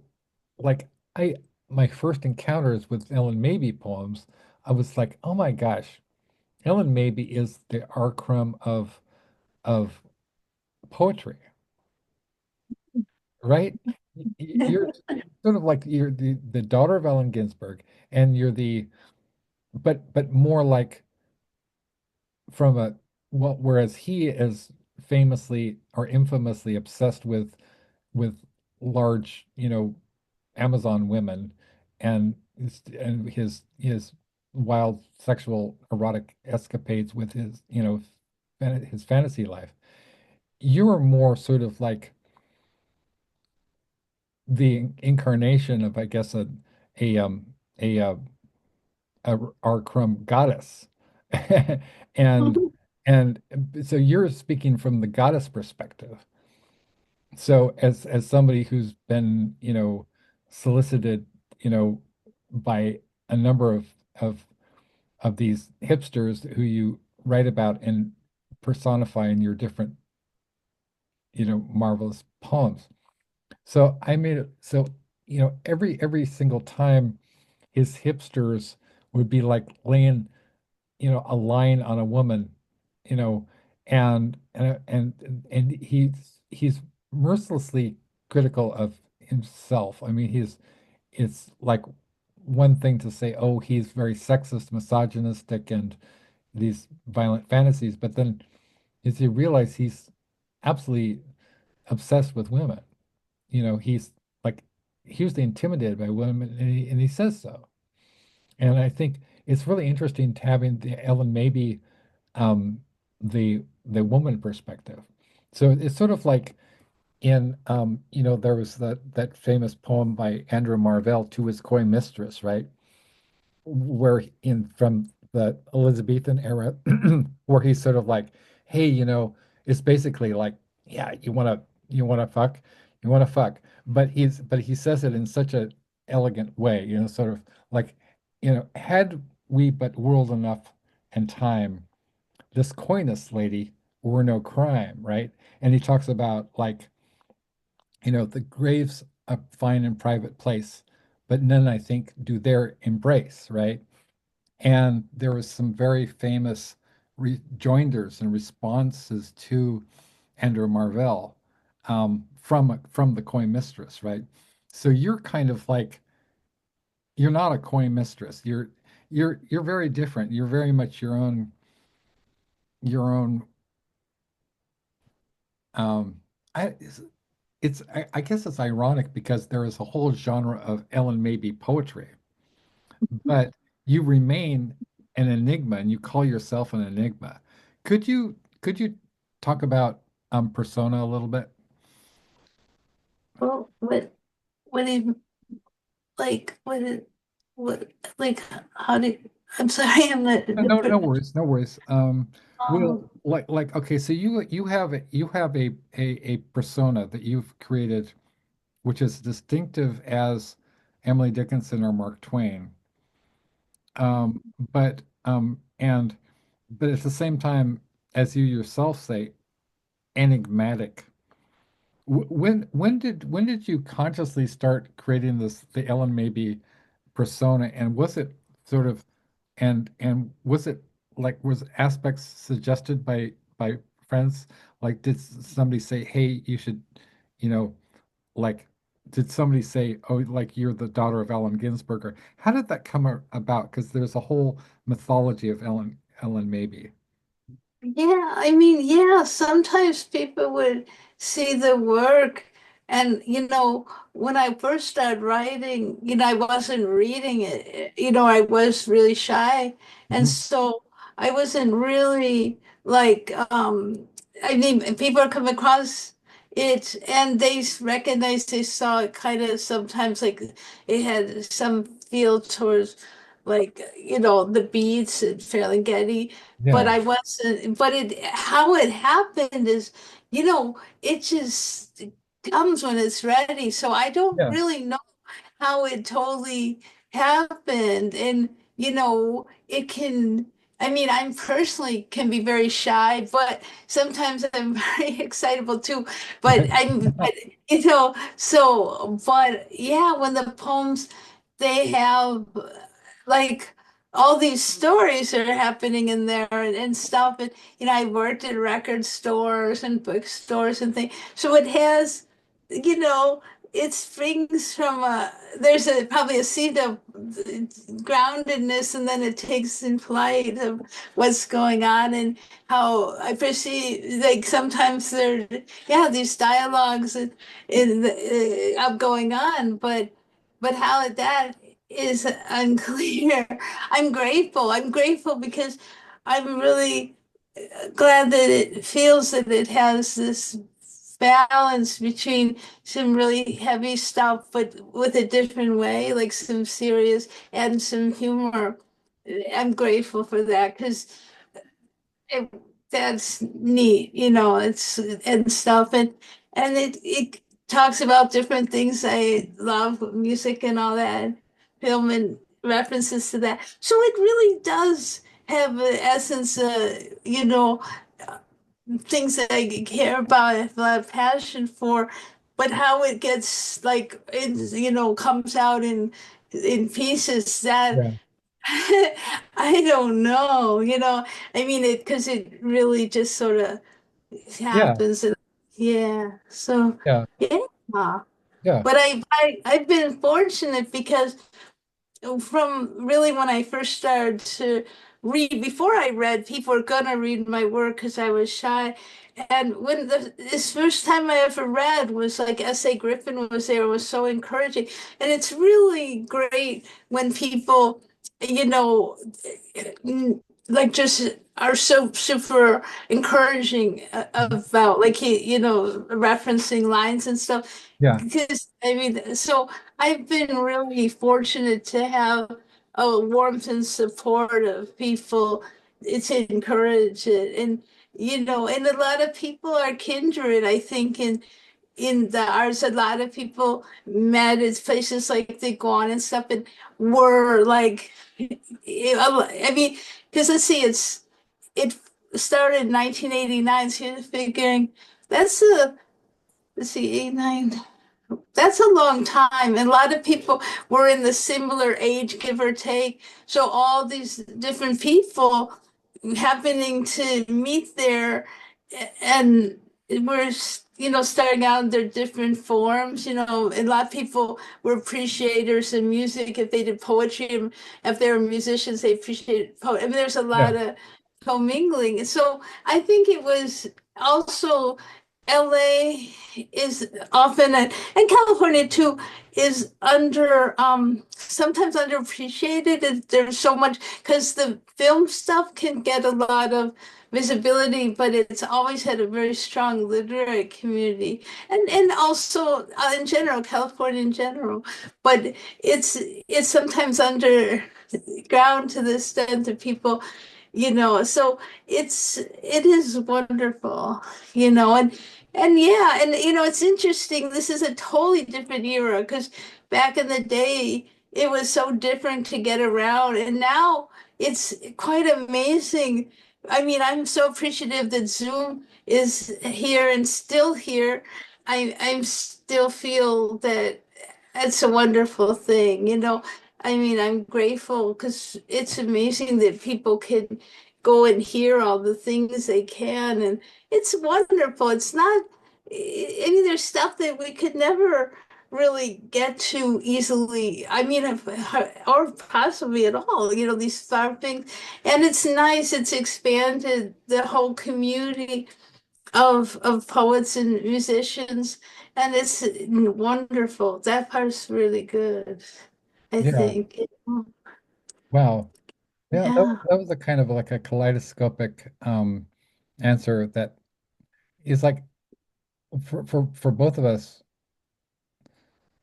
you ask a question and then you sort of get sort of you just have to step back. I mean, anybody has to kind of step back and sort of watch what happens because it's not going to be linear. It's definitely we're really going to kind of like a tour of, you know, the sort of a cosmic tour and like a sightseeing tour of the universe by way of the local. And what is interesting things about the great poets and the great artists are absolutely, you know, transcendent. I mean, you were a very wonderful thing about Full Flowers of Doom. You said it's thoroughly timeless.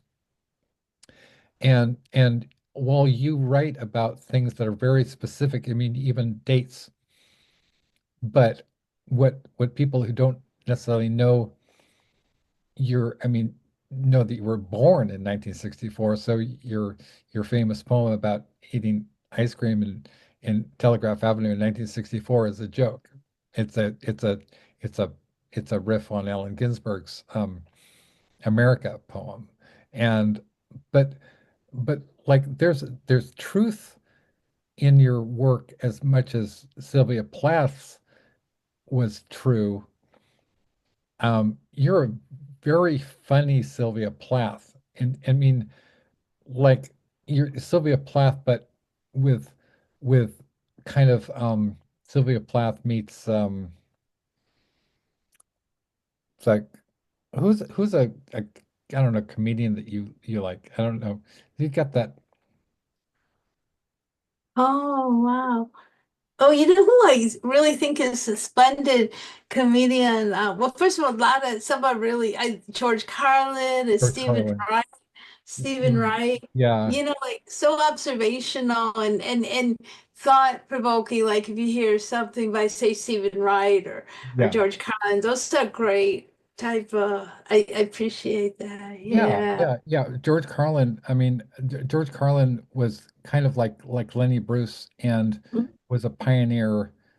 Um, and I think, yeah, Lenny Bruce, man. And who's that other one that was very popular? Mort Saul. Oh yeah. Wow.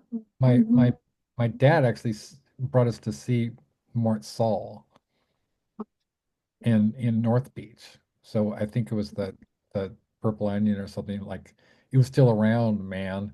So, you know, but like when I was so as I was telling you about when I was brought up, so a lot of our friends around Berkeley, like so I was born in 1966 in Berkeley. I was born in Walnut Creek, which is a suburb of San Francisco. And then we I grew up in for the first 4 years of my life, in Berkeley. And we were across the street from or Berkeley as it was known as still known, right? My great grandfather was the great American historian Herbert Eugene Bolton, who founded the Bancroft Library, a major, historian, and he was good friends with Charles um, Lummis, who was the founder of the Southwest Museum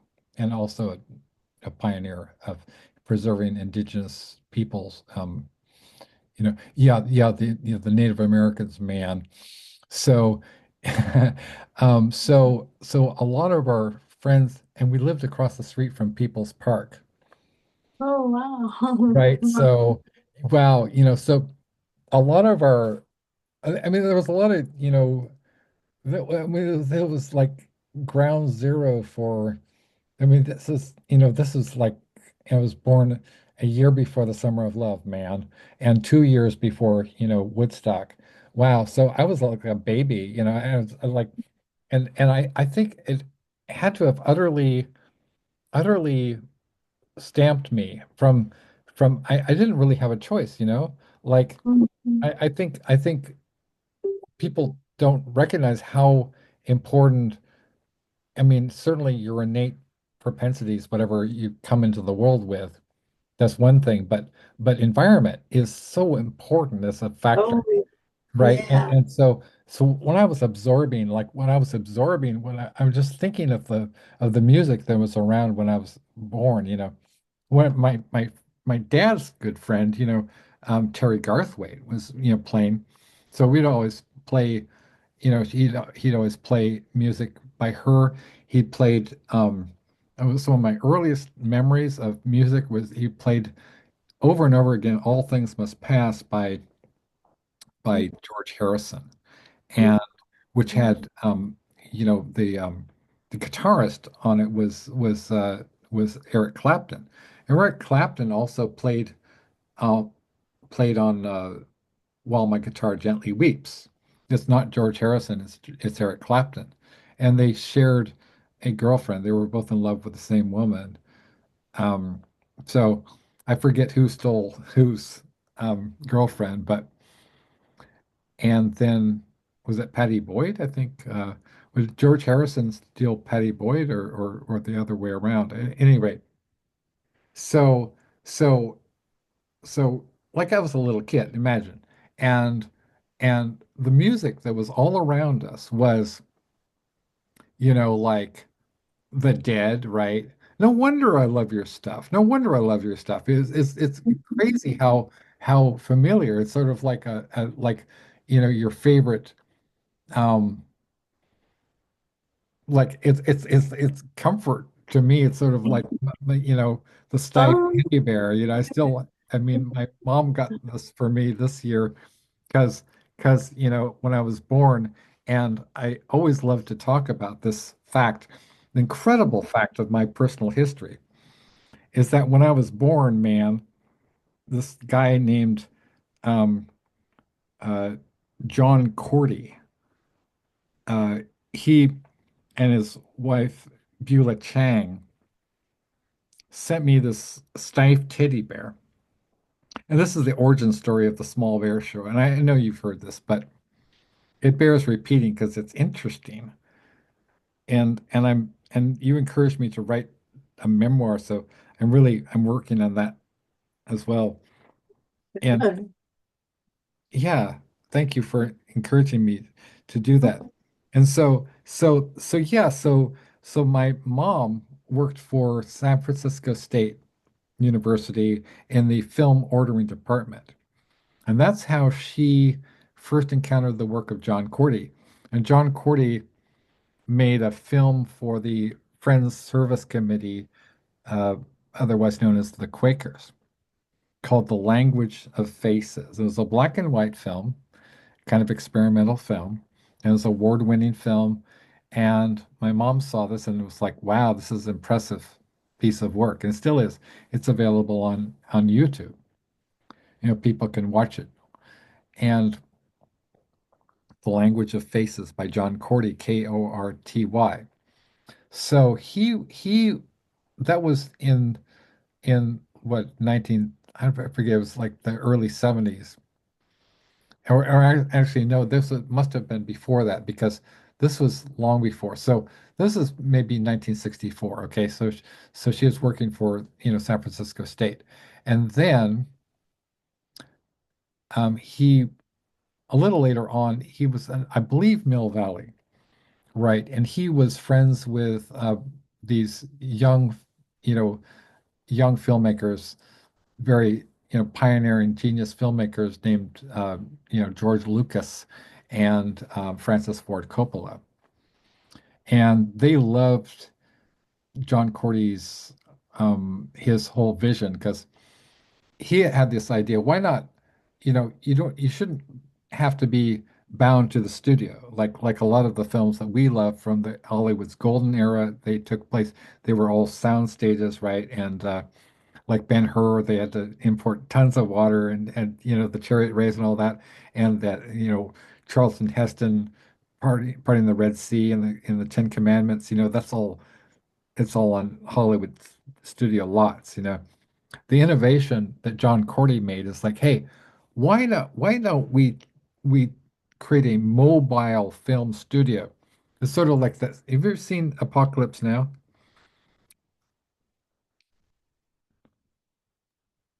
No, no, I haven't. I've Well, I never mean, seen. it's incredibly powerful film. Mm. I It's one of my favorite all-time films. It's based on The Heart of Darkness by Joseph Conrad. And well, there's a scene in there's a character played by Robert Duvall, who's this and I think is believe he's a sergeant in the army, or he's a commander in the army, right? And he's the head of this unit of it's called Air Mobile. And our mutual friend Catfish McDarris, who I collaborate with on, we're working on a number of projects together. He was in the same unit, army unit, and and I don't think he saw action, but he was in the army. And so there's this famous scene or infamous scene where um, Robert Duvall's character discovers that there's this great surfing spot in Vietnamese, this Vietnamese village, and so he orders their air cavalry, air mobile, which is they're it's fighters. It's like this is Vietnam War, and he's so larger than life. He's so full of. I mean, it's one of the greatest characters ever created for cinema, and it's not in the Conrad novel. He decides based on the fact that there's this great surfing spot with a 6 foot peak in this village in this Vietnamese village, that he's going to like napalm the whole, you know, surrounding, you know, forestry so that they can surf, right? And so he takes to the tune of Ride of the Valkyries, Die Valkyr by Richard Wagner, who was a horrible anti-Semite and horrible person, but man, that music is incredible. Do-doom, do-do-do, do-doom, do-do-do, do-doom, do-do-do, do-doom, do-do-do, right? He takes them on this ride, and he's got this really iconic shot again. Sorry, Amelie Frank, but of these helicopters, these Bell, Huey choppers in the sky, like the Rite of the Valkyries, by Wagner, like the Valkyries, these winged warrior goddesses. Only these are helicopters, right? And they're playing this music, and they strafe this village, and it's horrifying and wonderful at the same time. Anyway, long story. I don't know how I got onto that, but anyway, wow, I just like that movie so much because few movies ever captured the horror and bizarre majesty of the Vietnam War like Apocalypse Now. So, oh yes, John Cordy. So John Cordy had this idea, hey, instead of being confined to the studio, why not take your studio, and maybe even may have inspired that Colonel Kilgore character in Apocalypse Now. Who knows? Because he said, "Why don't we take it and make it portable, right?" So instead of having to film at a studio lot or at a soundstage or in New York, you could take it and you could take it anywhere. And then people like Robert Altman were up, making movies at the time. People like John Milius, the who went on to write famously Apocalypse Now and Red Dawn and many other great films, Conan the Barbarian with Oliver Stone. so there are these very pioneering filmmakers around John Cordy. And he said, and they adopted his idea of having a mobile film studio.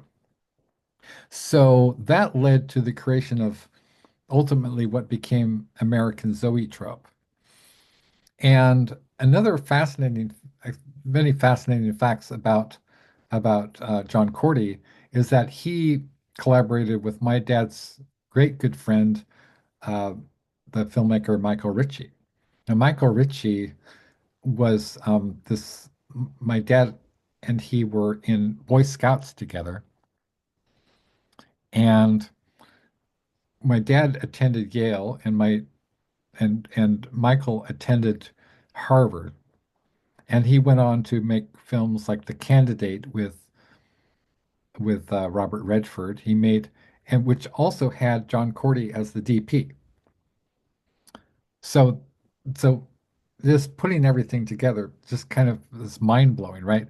That that Cordy was the DP on Michael Ritchie's film, and then when when Cordy made this film called Twice Upon a Time for Lucasfilms,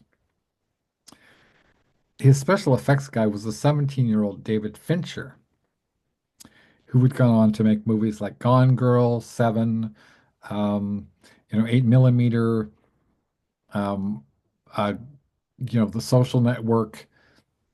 You know, it's just incredible how, and then as well as John Cordy made the movie, Caravan of Courage, an Ewok adventure, which is essentially about these characters. These Ewoks are basically bears. So, and then Michael Ritchie made very famously a movie called The Bad News Bears about this misfit group of, the baseball team, these kids, with a young, 12-year-old Tatum O'Neal as their pitcher, right? So it's just really, and also John Cordy made a movie called Go Ask Alice. So, which is based on the memoir, which is obviously taken from the song by Jefferson Airplane. So, anyway, well, so there was a lot of hippies, around us, and as part of our, and the times were insane, man. I mean, you had people who were just taking acid like it was, this was before it was this right before it was made illegal by the same people who were dispensing it, the CIA, right? They realized that it kind of was working against. Originally, it was designed for psychological warfare, and then it backfired because it gave rise to the counterculture, man. And so one of these stories that's told about me when I was like 4 years old. So we had this friend who was a member of our church. And for him, everything was, it was God, it was consciousness, it was wow, it was like peace. And so, and so he was my babysitter. And they tell me this story about like he took me, so there was a lot of riots happening, a lot of, student protests against, this is the height of the Vietnam War. There was a lot of, people were getting, who were sent off to die, young people were terrified of the draft. And, with the lottery was anybody's name could come up in the lottery, nobody was immune to the lottery. So except for, Donald Bone Spurs Trump. So, so this guy, he took me on a walk. This is his idea of an appropriate place to take a 4-year-old boy. He's like, you know, so if you have a riot going on and you have, the National Guard being ordered out by Ronald Reagan, the then governor of California, and they're dropping tear gas bombs on the student protesters, right? You don't head right into the riot zone where they're dropping tear gas canisters, right? With a 4-year-old boy. But that's exactly what he did. And so God only knows what kind of impressions I got out of that scene, man.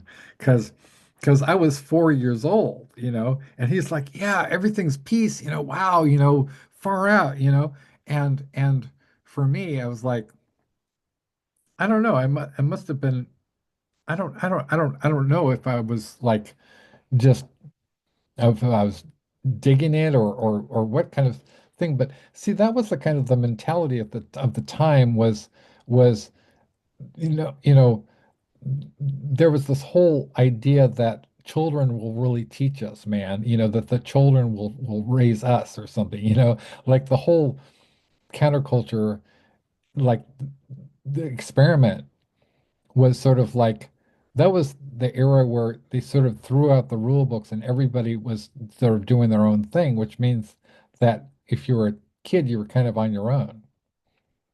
And so that's my story of the small bear origin story. But anyway, so did you want to maybe read a few more poems, then we could wrap this up?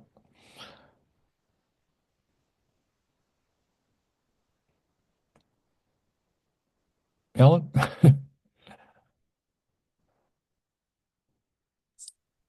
Yeah, so I'm listening. It's wonderful. It's Yeah. such an interesting history.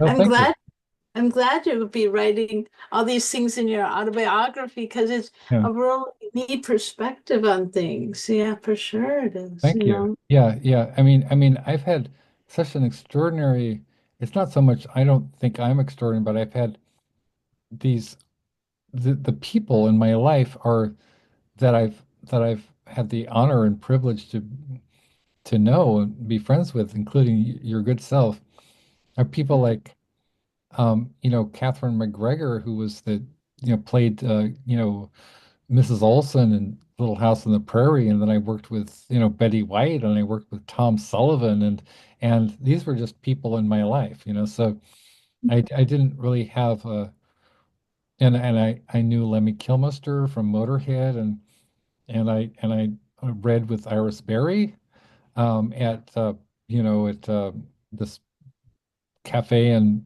Redondo Beach, or as Bukowski called it, Redundant Beach. And I've you know I've I know and publish and work with superstars, including yourself. So it's really been phenomenal. I mean, it's just like taking one aspect, like for example, Lemmy. I could talk about Lemmy, and I'm doing the whole book about Lemmy because he was such a great guy and such a genius.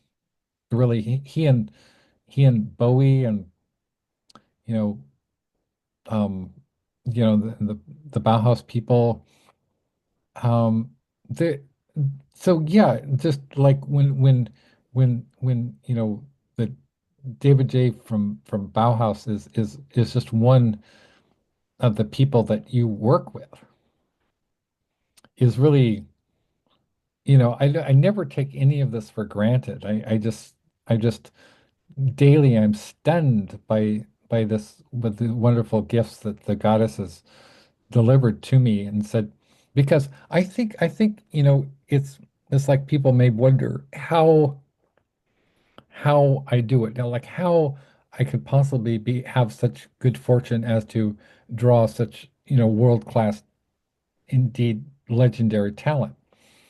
And my only answer is like, well, I've been blessed, but I'm also I'm in love. I'm in love. I'm in love. I'm in love with Ellen Mabey, and I'm in love with David J. Haskins, and I'm in love, right? So it's like Jimmy said, right? You gotta, because you gotta love. You gotta. It's only way is I don't know any other way. I don't know any other way but the heart. And that's how if you open up your heart, I know it's a cliche, it's new age and whatever, but I'm not any phony. I'm not like that horrible Tony Robbins guy. I just I really believe you've opened up your heart, then the higher power or the goddess or whatever you refer to God as is constantly talking to you. And I swear, if people, anybody, I mean anybody's watching this, listening to me, or I'm consistent with my message is that God is always talking to you and telling you, hey, you know, there's nothing, there's no challenge that you cannot overcome if you and it's not hard either. And that may sound like a paradox, but just the same way that you open yourself up, you're sort of a conduit or a lightning rod to this power, right? And anybody can well, it takes, or I think it's just a lot of it is just getting out of the way of yourself. Yeah, definitely, definitely. Yeah, I agree. I agree. Yeah. And you work hard, you're doing a lot of things, and so you're really present to doing a lot and stuff and dedicated. I think that's really inspiring and important. So that's really great, Thank you. Yeah. Yeah. Yeah. I mean, I think we need heroes these days, because it's a lot of this news is is you can't really take it seriously, or you'd be like, or as my friend, Billy Martin, Poppy Z Bright says about Louisiana politics, like you have to laugh or you'd be crying all the time. And I just think you gotta have, and this things like, Red Sonja and, um, it's just really it is. I live through my imagination. I live through these these mythical heroes. And so and some of my mythical heroes I'm actually know. I'm are friends of mine, right? So the myth, the legend, the Ellen maybe. So um I'm going to read uh, a poem that I wrote. Now, I wish I could read Greek because, but fortunately, there is an an option for anybody who wants to, you're watching this video and you want to hear this read in Greek. All you have to do is go to the Dimitris Philelis YouTube channel and you'll find this poem read in Greek. I don't know a word of Greek. But this is called Alchemist of Sorrows. It's from Neurospicy, Defiantly Different Anthology, which I edited, and every penny goes to Special Olympics. This is a poem that I wrote um, after Baudelaire called Alchemist of Sorrows for Cassandra Alagoscofi. And it starts out with an epigram: as the Orpheus of all secret misery, he is greater than anyone. Friedrich Nietzsche, Die Fröhliche Wissenschaft, which means the the happy, it's translated usually as the gay science, but the happy knowledge or the frolicsome knowledge, I guess. Literally in German, it's die Fröhliche, which means frolicsome, which is music. Standing in the moondrop shadows, hid an alcove, watching the spiders of the rain disintegrate and turn to smoke. I admire the solemn procession of marble angels that sweep their brooms diagonally across the looking glass. Involuted architecture, frost giants with the glazed eyes of galactic law, the fatal symmetry of a rainbow cutter ship, Odysseus' swift fleet notwithstanding. In Circe's lair, he pollinated witch nations, In the eye of Polyphemus, he discovered the glyphs of demonic altars, cave paintings of the Orphic mystery rites, Bacchus torn apart and recreated as a standalone objet d'art, his head crowned with an aurora of violence. Misty violet dawns from Arthur Rimbaud, as the rotting Leviathan drifts in star sperm, as the empire of blood-crusted widows draws eyes in the moon's shy footprint, as the bleeding deer shudders in split-second cubist increments, but obeys the high ritual of Diana and does not die. Not yet. Not eternally yet. Our hearts draw oxygen from the secret sails of the sun. We respire with lungs made from the winds of the wings of madness. We fly to a hell sitting balanced on a small planet, juggled along with stars. With rippled stripes of radical freedom, with what queer gestures they have to do, with black-eyed Oedipus they seek the cause. They disregard the Sphinx's leonine muscles, glistening pelt that roars with lies, that fools crash, the Siren's Cove where sailors drown, the fortunes of heroes shorn like the head of Orpheus, descending beneath the earth as the jaws of destiny close about him.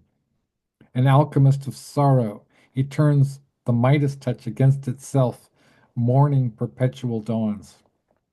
So that is, it's um, trying to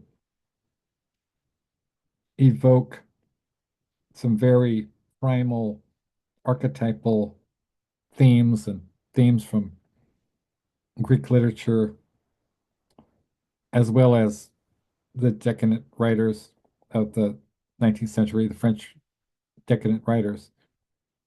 And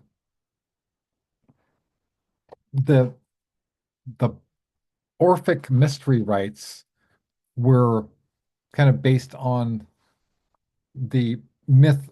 So in the Greek ancient Greek world, there was no real distinction between the our world, our kind of the human world, and the world of the gods and the goddesses, looking at the heavens, they saw gods there, the constellations, and hearing my words read in Greek, I really get the feeling that it must have been like for the ancient Greeks, looking, admiring the universe and feeling when you go into battle, and it's called mythopoetic thinking. So their thinking was radically different from ours. They didn't exist in the same kind of time as we do. They existed in a kind of an archetypal time. And this is the primal font of Western civilization was based in what's called the Orphic mystery rites. So these were based on fertility rituals, and to usher in, just like you had, you know, rites of rites of passage, so which would allow people to know when you became a man, when you became a woman, what your duties were.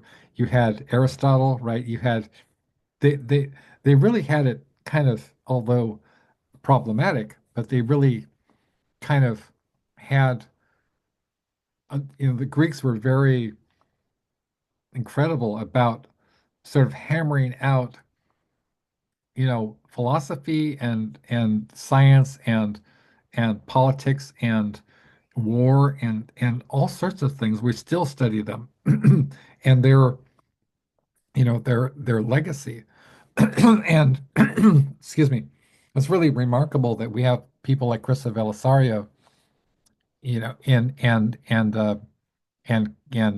Cassandra, um, both being Greek women who kind of embody that kind of goddess thing.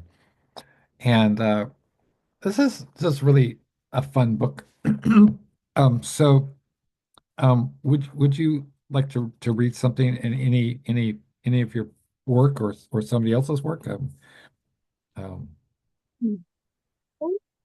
let me see. Oh,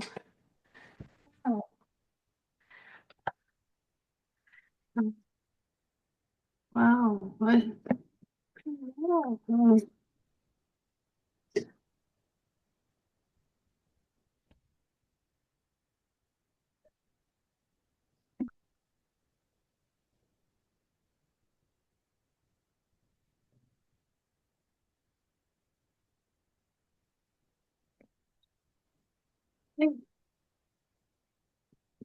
let me see. I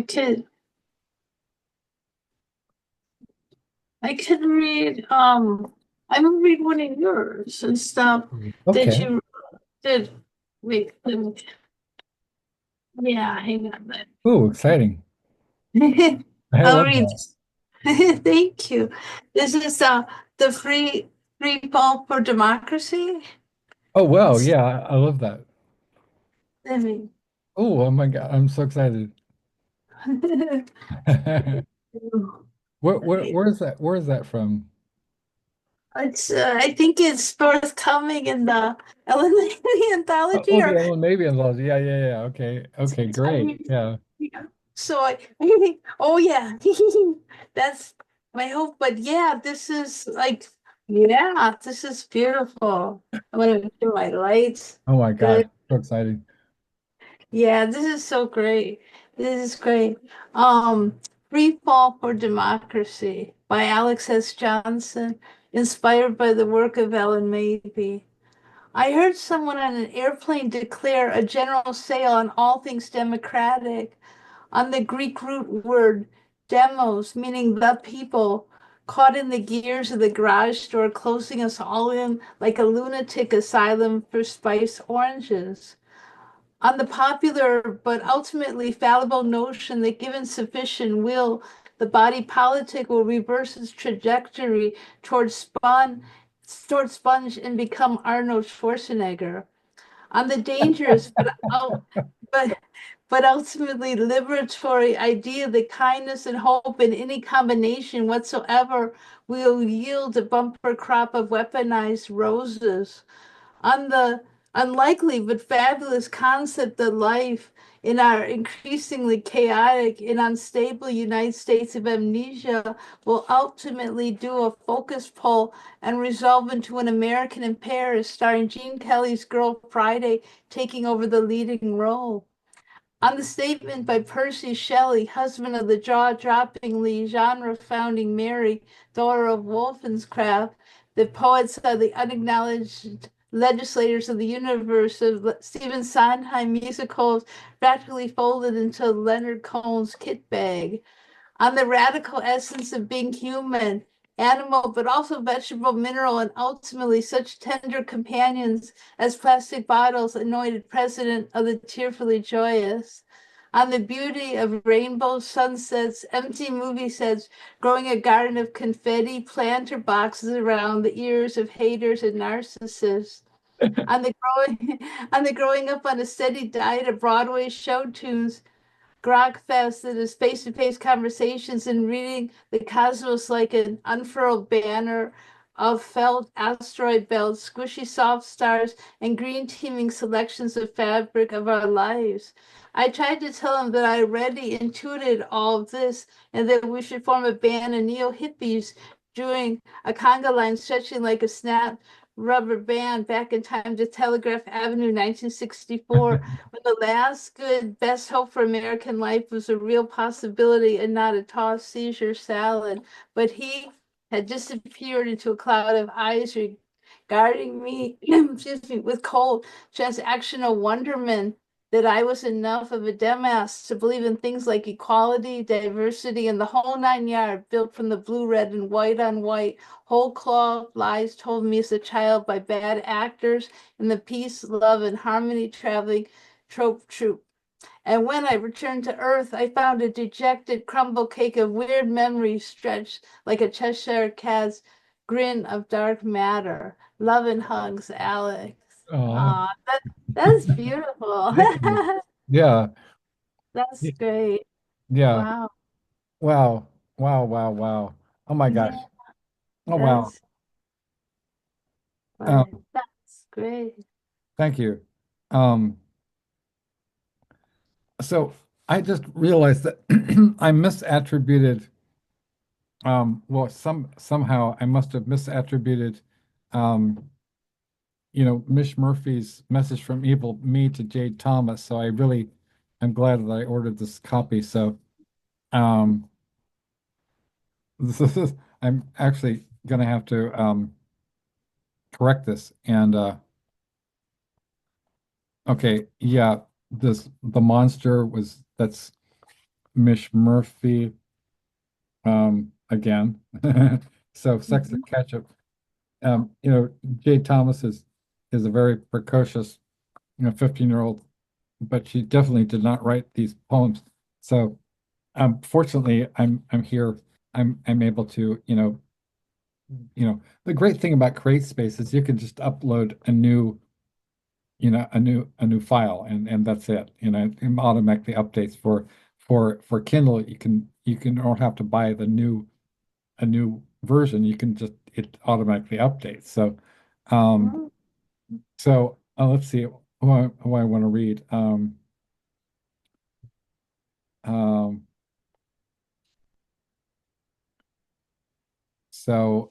I think I'll read no, I hope,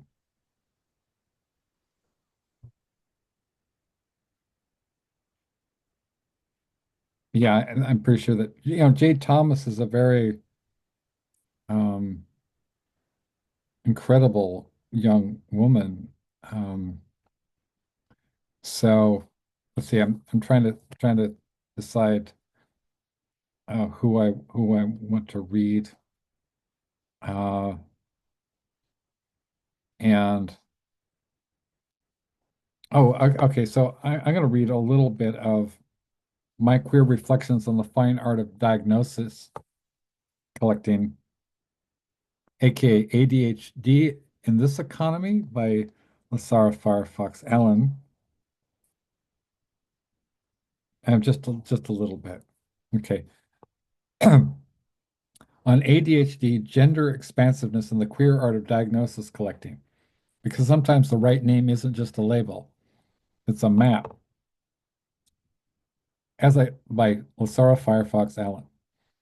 As I learned myself, I'm collecting diagnoses the way some queer folks collect rocks, patches, tote bags with ironic slogans, or enamel pins, scattered, glittering, oddly specific, and deeply personal.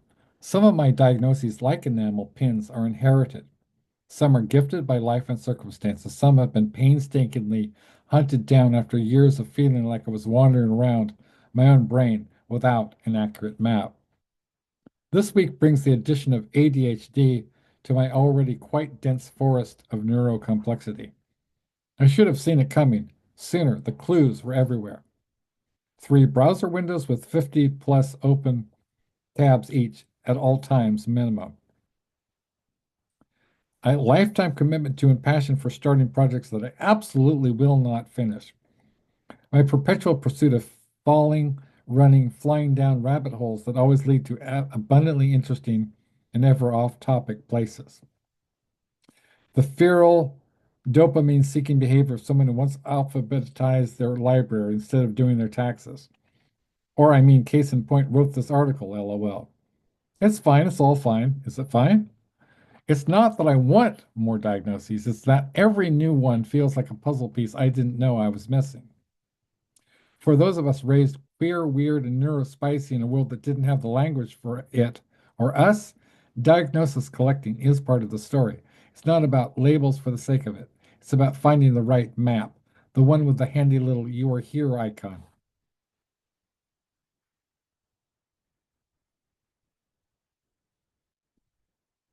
and the well-marked trail, proof of existence, a breadcrumb path back to ourselves. No idea who made this, so no attribution. Sorry, whoever you are. The queer culture of diagnosis collecting. There are Venn diagrams that exist engulfing whole areas of being. My gut instinct is that the one existing between gender expansiveness and neurocomplexity is more or less a circle. Many folks with autistic traits, not yet in diagnosis on my own list, but give me time, also identifies gender diverse. Warrior et al. 2020 state that trans and gender expansive folks are 3.03 to 6.36 more likely to be autistic than cisgender peers. And Walsh et al. 2018 found broad elevation of most cognitive autism traits in the trans and non-binary group. And according to their systematic review of relevant studies, Gertz and Adams 2022 found some studies reported incidence of ADHD in TGNC populations as high as 21%. In the same cited study, children diagnosed with ADHD were found to be gender variant at 4.8. In another reviewed study, adults who were TGNC showed an ADHD rate of 11%, as opposed to 1.1% in that study's general adult population. Studies also showed a higher incidence of ADHD with depression in TGNC adults, as well as higher occurrence of ADHD with depression and anxiety in TGNC adults. Now, before you jump to some shitty, all TGNC folks are fucked in the head outcome. It's okay for us to joke, but not you. Got it? Let's also look at the fact that multiple stressors may impact our ability to manage and or mask, and boy howdy, do we have a lot of stressors. We make less on average than our non-TGNC peers. I invite you to blame prejudice for that one. We're more likely to experience SUDs. Again, I invite you to blame to stressors not being TG, SUDs, suicidal ideations, I guess, not being TGNC, and we have worse long-term health outcomes and lower life expectancy, likely due to the noxious mixture of stressors and prejudice. It's amazing that we're walking, talking, resilient, creative, sometimes brilliant members of society. Mind you, a society that by and large has shown that it doesn't want us, but we persevere. So that is, and you're going to have to buy the book to get the rest of it. But that is uh, Lazar Firefox, Ellyn, and Lazar Firefox. I'm going to give this is Firefox. Ellyn goes by Mix, is a genderqueer menopause and life coach, author, and nonprofit executive director, a second generation ordained pagan priestess. It should be they. I need to correct that. So that is a teachable whatever. So I'm trying to model that, hey, I made a mistake, but I'm fixing it, right? Is they write on spiritual and feminist themes and have authored books like Sexy Witch. So that is Lazar Firefox Ellyn.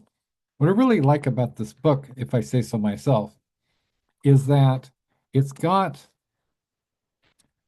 a wide variety of authors. Some of them are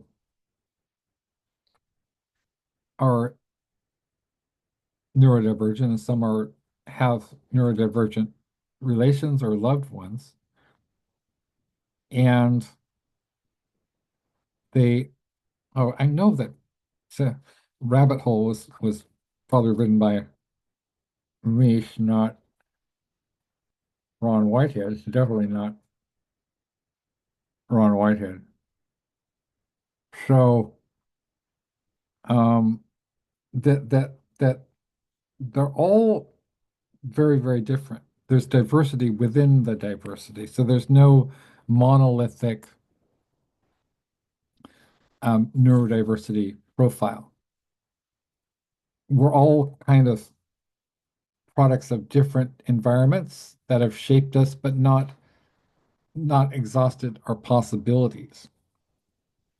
And what I want to do now is read this poem that Aaliyah Celeste Williams, aka Pickles, wrote for me when I was really having a lot of struggles with people harassing me and kind of, bullying me. And this is something that you can be prone to if you're differently abled or neurodivergent. It's called Blood Red, a Battle Rap by Aaliyah Celeste Williams. Upset, upset, No, bitch, we ain't upset. Yes, we heard what you said. Dead yet? Dead yet? No, bitch, we ain't dead yet, and no, I'm not upset. Dead yet? Dead yet? No, bitch, I ain't dead yet. Yes, I heard what you said, and I ain't gonna let you get ahead. Ahead. Live rent free in my head. Never forget I turn over instead. Contest. Object. No, I am not oppressed. A nation in distress won't let you get ahead. Ahead. Ahead. Forgive. Never forget. You will live to regret your every attempt at offense. Upset. Upset. Yeah, bitch.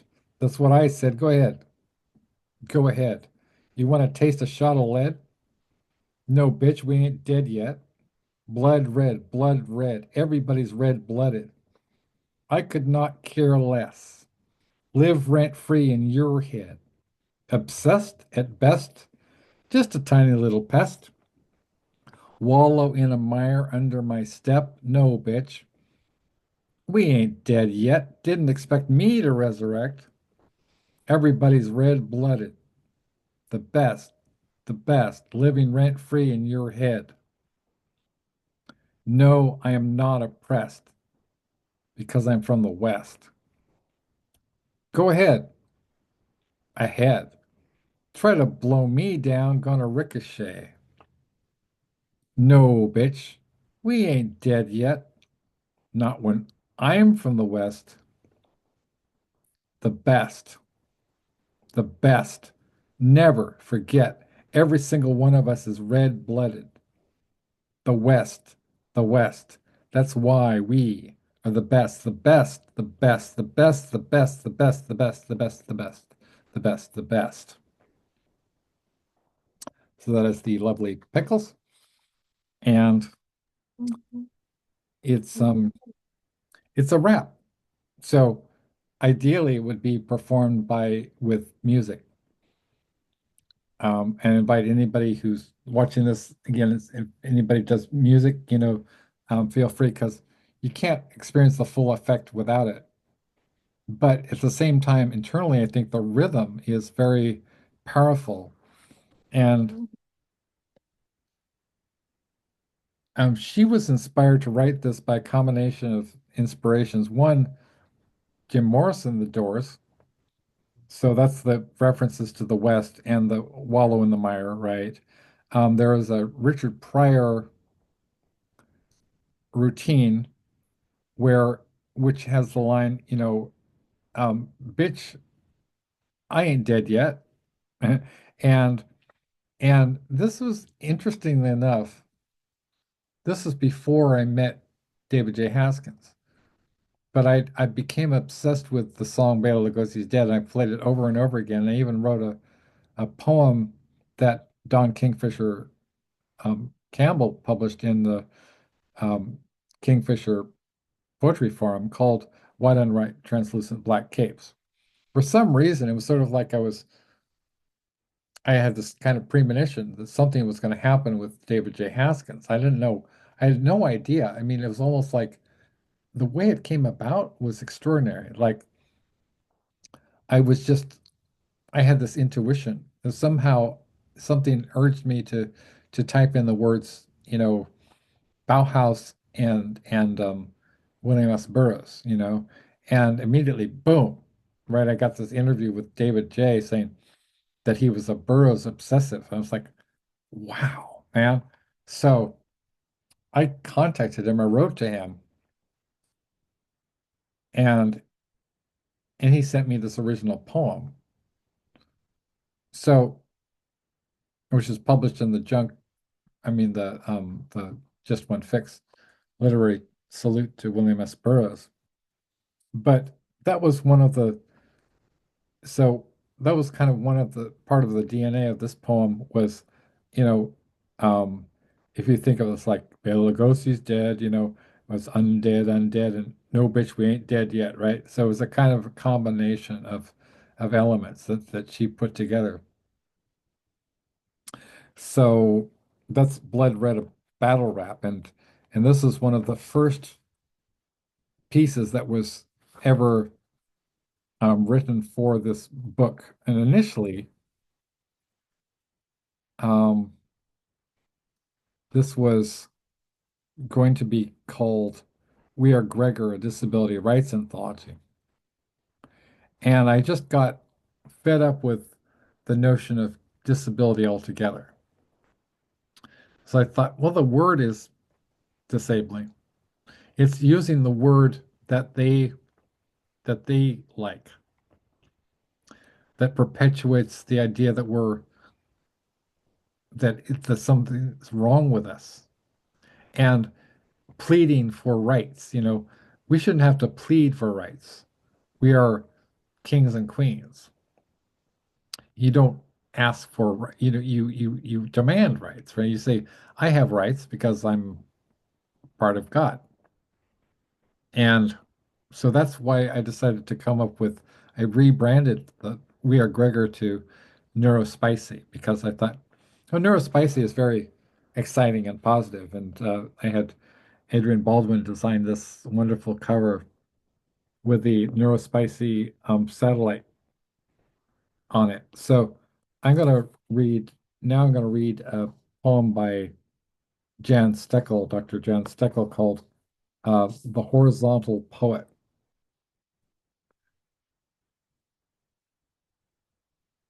You can't put your mat there, said the nice lady. That's for handicapped people. But I'd been promised I could lie down when I agreed to read. How about there? I asked. Oh, no, she gasped. Not there. We're filming. You'd be in the picture. God forbid, I muttered, grinning evilly, that a disabled person should appear in any of the pictures. Well, certainly not lying down, she said. Not lying down in public. The way she said it, you'd think I'd asked to have sex in the front of the theater all through the reading. My legs in the air, my favorite position. The persistent thump, thump, thump of my pumping and humping, rattling the floorboards and shaking the camera. My caterwauling cries obliterating the other poets' readings. My juices a river flooding the floor and soaking the shoes of the audience. I'll lie down on my job. Nice lady. I'll do it on the hand-hooked Turkish rug at the by invitation only living room poetry salon. I'll do it on the independent bookstore's hardwood. I'll get Berber carpet burns in the library lecture room. I'll make listeners hear the person next to them breathe. I'll make your husband unbutton his top button and loosen his tie. I'll make you, sitting properly in your chair, begin to squirm, then writhe and gasp.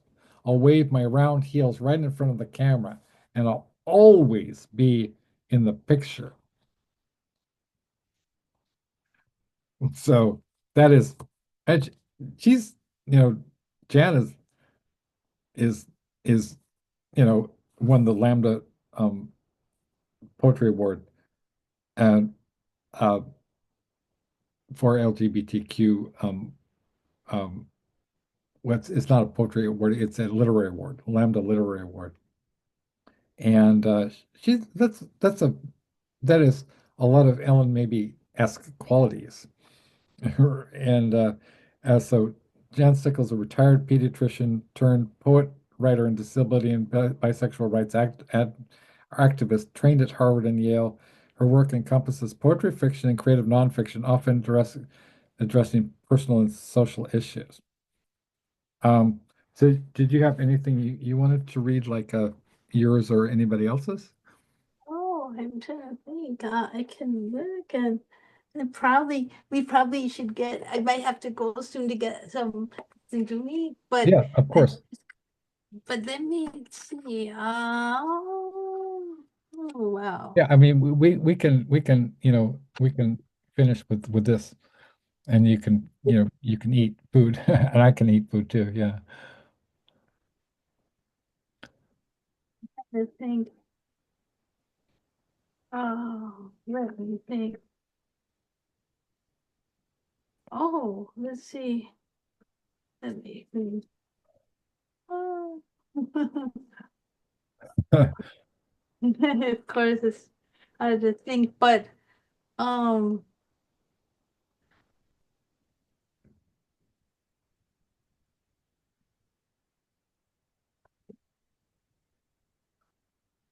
yeah, I think I'll read another of yours. Let me, Oh, I, oh my gosh. let me it's see it. It's Now, now, for anybody who suspects that the bribery was in place, this is not, and we did not discuss this before, before the show. This is absolutely spontaneous. So this is Ellen's idea. this is this is your poem, Extraordinary Madness for Patti Smith, friend of William S. Burroughs by Alex S. Johnson. So here we go. This is so cool. The lunch is always naked. That was Burroughs, bearing the news steadily and with a wink at the end of a long fork.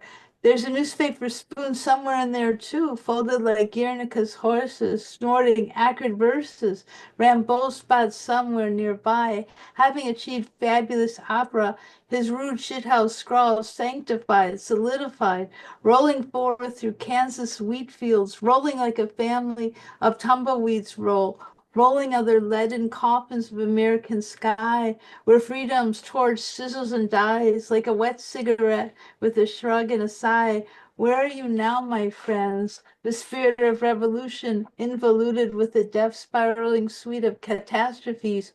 Iron monuments to all systems crash, regarding me with a hard eye, triangulating all future forms of my skeleton nailed to the mast of the drunken boat.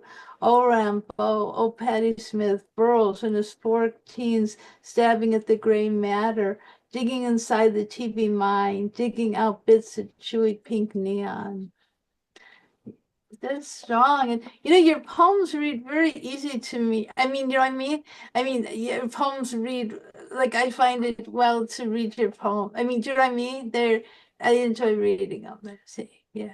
That is the, I mean, just the, I mean, I'm like, I cannot express how important and meaningful that is for an artist of your caliber, Ellen. It blows me away. So I can't express how, I know it's not your, and you wouldn't spend like 4 hours at a shot with me, just me reading my stuff of your own accord if you didn't, dig what I had to say. So it's really a great honor. It's very moving to me. Thank you. So, Welcome. Thank you. This was really nice. This is fun. This is yeah. good. Yeah, I mean, and I'd planned to have some other people, but we had Kevin R. Pennington had to, I forget what he had, you know, something come up or whatever, and then Aaliyah has to work, and then we never heard back from Lasara Firefox Allen, so I wanted to kind of include some other voices that couldn't be here, and then later we'll have them, you know, you know, hopefully we could have, Jan Steckel on the show and Lasara and even maybe Ron Whitehead, at some point. So I think he's doing the Gonzo. He's always doing something fabulous, Mhm. and Yeah. age does not make a dent in his stride, man. So he's one of the greats of all time, really outlaw poet genius, Nobel Prize for Literature nominee. You know, that's like just a shout out to warm squeezy hugs to Ron Whitehead, man. Mhm. The Yeah. legend, the legend. The gin bug.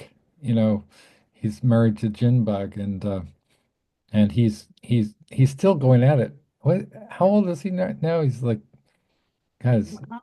in the 70s, and Yeah, yeah. I think mid 70s or so yeah, around. Yeah. you're Yeah. doing something right when like Hunter S. Thompson, you know, you know, calls out your genius. So, and you have friends like William S. Burroughs. Uh, And the people are really going to dig the interview that he did with Burroughs, which is coming up, and so in the Junk Merchants too. And so I just before we close, I just want to talk about a couple of the books that are in the hopper and in the works because I think I'm very excited about the all of them, but and we didn't get a chance to talk about. We'll do the show again. We'll talk about come back to Sondheim and whatnot. But one of the books that I'm really excited about is because of its diversity of contributors and the absolutely gloriously um, accomplished, legendary people that we are representing is the Moon Dust Will Cover You, a literary tribute to David Bowie. And just a few of the names, because we don't have a day, and we've already spent 4 hours. But just a few of the names are, Bram Stoker award-winning author John Palisano, who is the former head of the Horror Writers Association, a good friend of mine, and just a really nice person, real sweet person. He's a contributor to this Bowie book. We have Ken Goffman, aka Are You Serious, who's one of the people who invented cyberculture that we live in. We had him on the show last time. And we have what's Caitlin R. Kiernan, two-time, winner of the World Fantasy Award, the Bram Stoker Award, finalist for the Nebula Award and the Shirley Jackson Award, and one of the most brilliant people that I'm ever met in my life. I've known Caitlin since the 90s. They're good pal of mine. They wrote a story which is used data cut up techniques. So they literally cut up. They wrote a story and then they cut it up. They put it in a hat. This is literally put it in a hat, and then they took the pieces out of a hat and they pasted it randomly, you know, on a piece of paper. And they got the story that way. So people are going to enjoy Caitlin R. Kiernan. I mean, when you like look at the table of contents for the most prestigious horror anthologies, Caitlin R. Kiernan is always up there. So they're one of the greats of horror and weird fiction. You have Nicole H. Six, who's a comics writer, film director, screenwriter, um, and animal rights activist, and is the one who came up with the A Collective Paw anthology, which was inspired by a line from the poem "A Whiff of Wonder" by Ellen Mabey. We have Ma Yongbo or Yongbo Ma, who is one of the most prominent writers and scholars and avant-garde poets in China. Is a professor at Nanking University. Good friend of mine. We had him on the show, and he and I are collaborating on a book called River of Stars, which is forthcoming from Anxiety Press. We have Rose J. Monin, who's a Smith College graduate and in comparative literature, which is what I have my undergraduate degree in. We have Sandy DeLuca, who's one of my dear friends, collaborators. We wrote a book with Aaliyah Celeste Williams, aka Pickles, called Thunderstruck, a dark poetry collection, which got a rave review in Cemetery Dance magazine. And we have Marie Lecravan, who is our very distinguished friend. She's an editor, author, poet, publisher of Poetic Diversity, and she's always been, a good friend and had my back and was in communication with my dad when I was out of it. Oh, by the way, my dad, thanks you for like he was really excited. He said, "Oh, I had a message exchange with Ellen maybe." I was like, "What did you guys talk about?" And so he gives you his love in a warm squeeze, Oh, and vice versa. right, He's wonderful. he's wonderful. And then we have Pickles, alias Celeste Williams, our dear friend and collaborator and my partner. And Anna Taborska, who's a award-winning filmmaker, has worked with the likes of who was the guy in Blade Runner, who played the cyborg Oh, she's worked with Rutger Hauer. oh, She's worked for the BBC, and she was involved with two very important World War II documentaries. She's a historian. She is a all beings activist and a civil rights activist, and she's been nominated for the Bram Stoker Award a total of 5 times. So she's, for years she's been nominated for the Stoker. She wrote an original, last seen in Nocturnal Corn Books. She wrote an original story for me for the Black Sabbath tribute, and for a bit of visual. Oh yes, I'm sending you your books finally. Okay, so be looking forward to those. And um, thank you.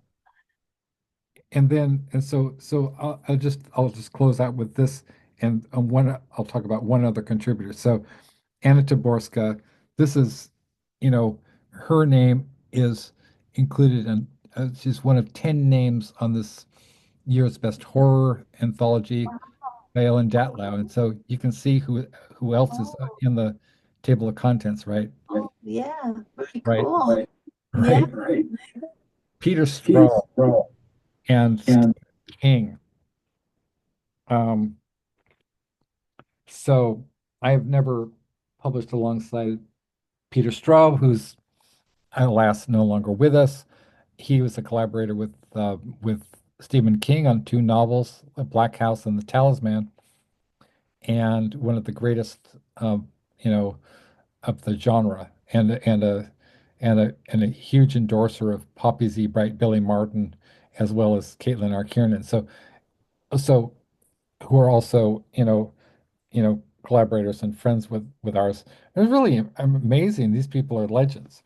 And then and last but not least, actually, there's about 40 contributors to the David Bowie book, but David J. Haskins from the band Bauhaus, who wrote the song Bela Lugosi's Dead, which was featured in the film The Hunger, starring David Bowie and Susan Sarandon um, Anne Magnuson and uh, Catherine Deneuve, the the great Catherine Deneuve, who's still around. She still smokes. She's French, of course, and she's in her 90s, and she's still très élégante.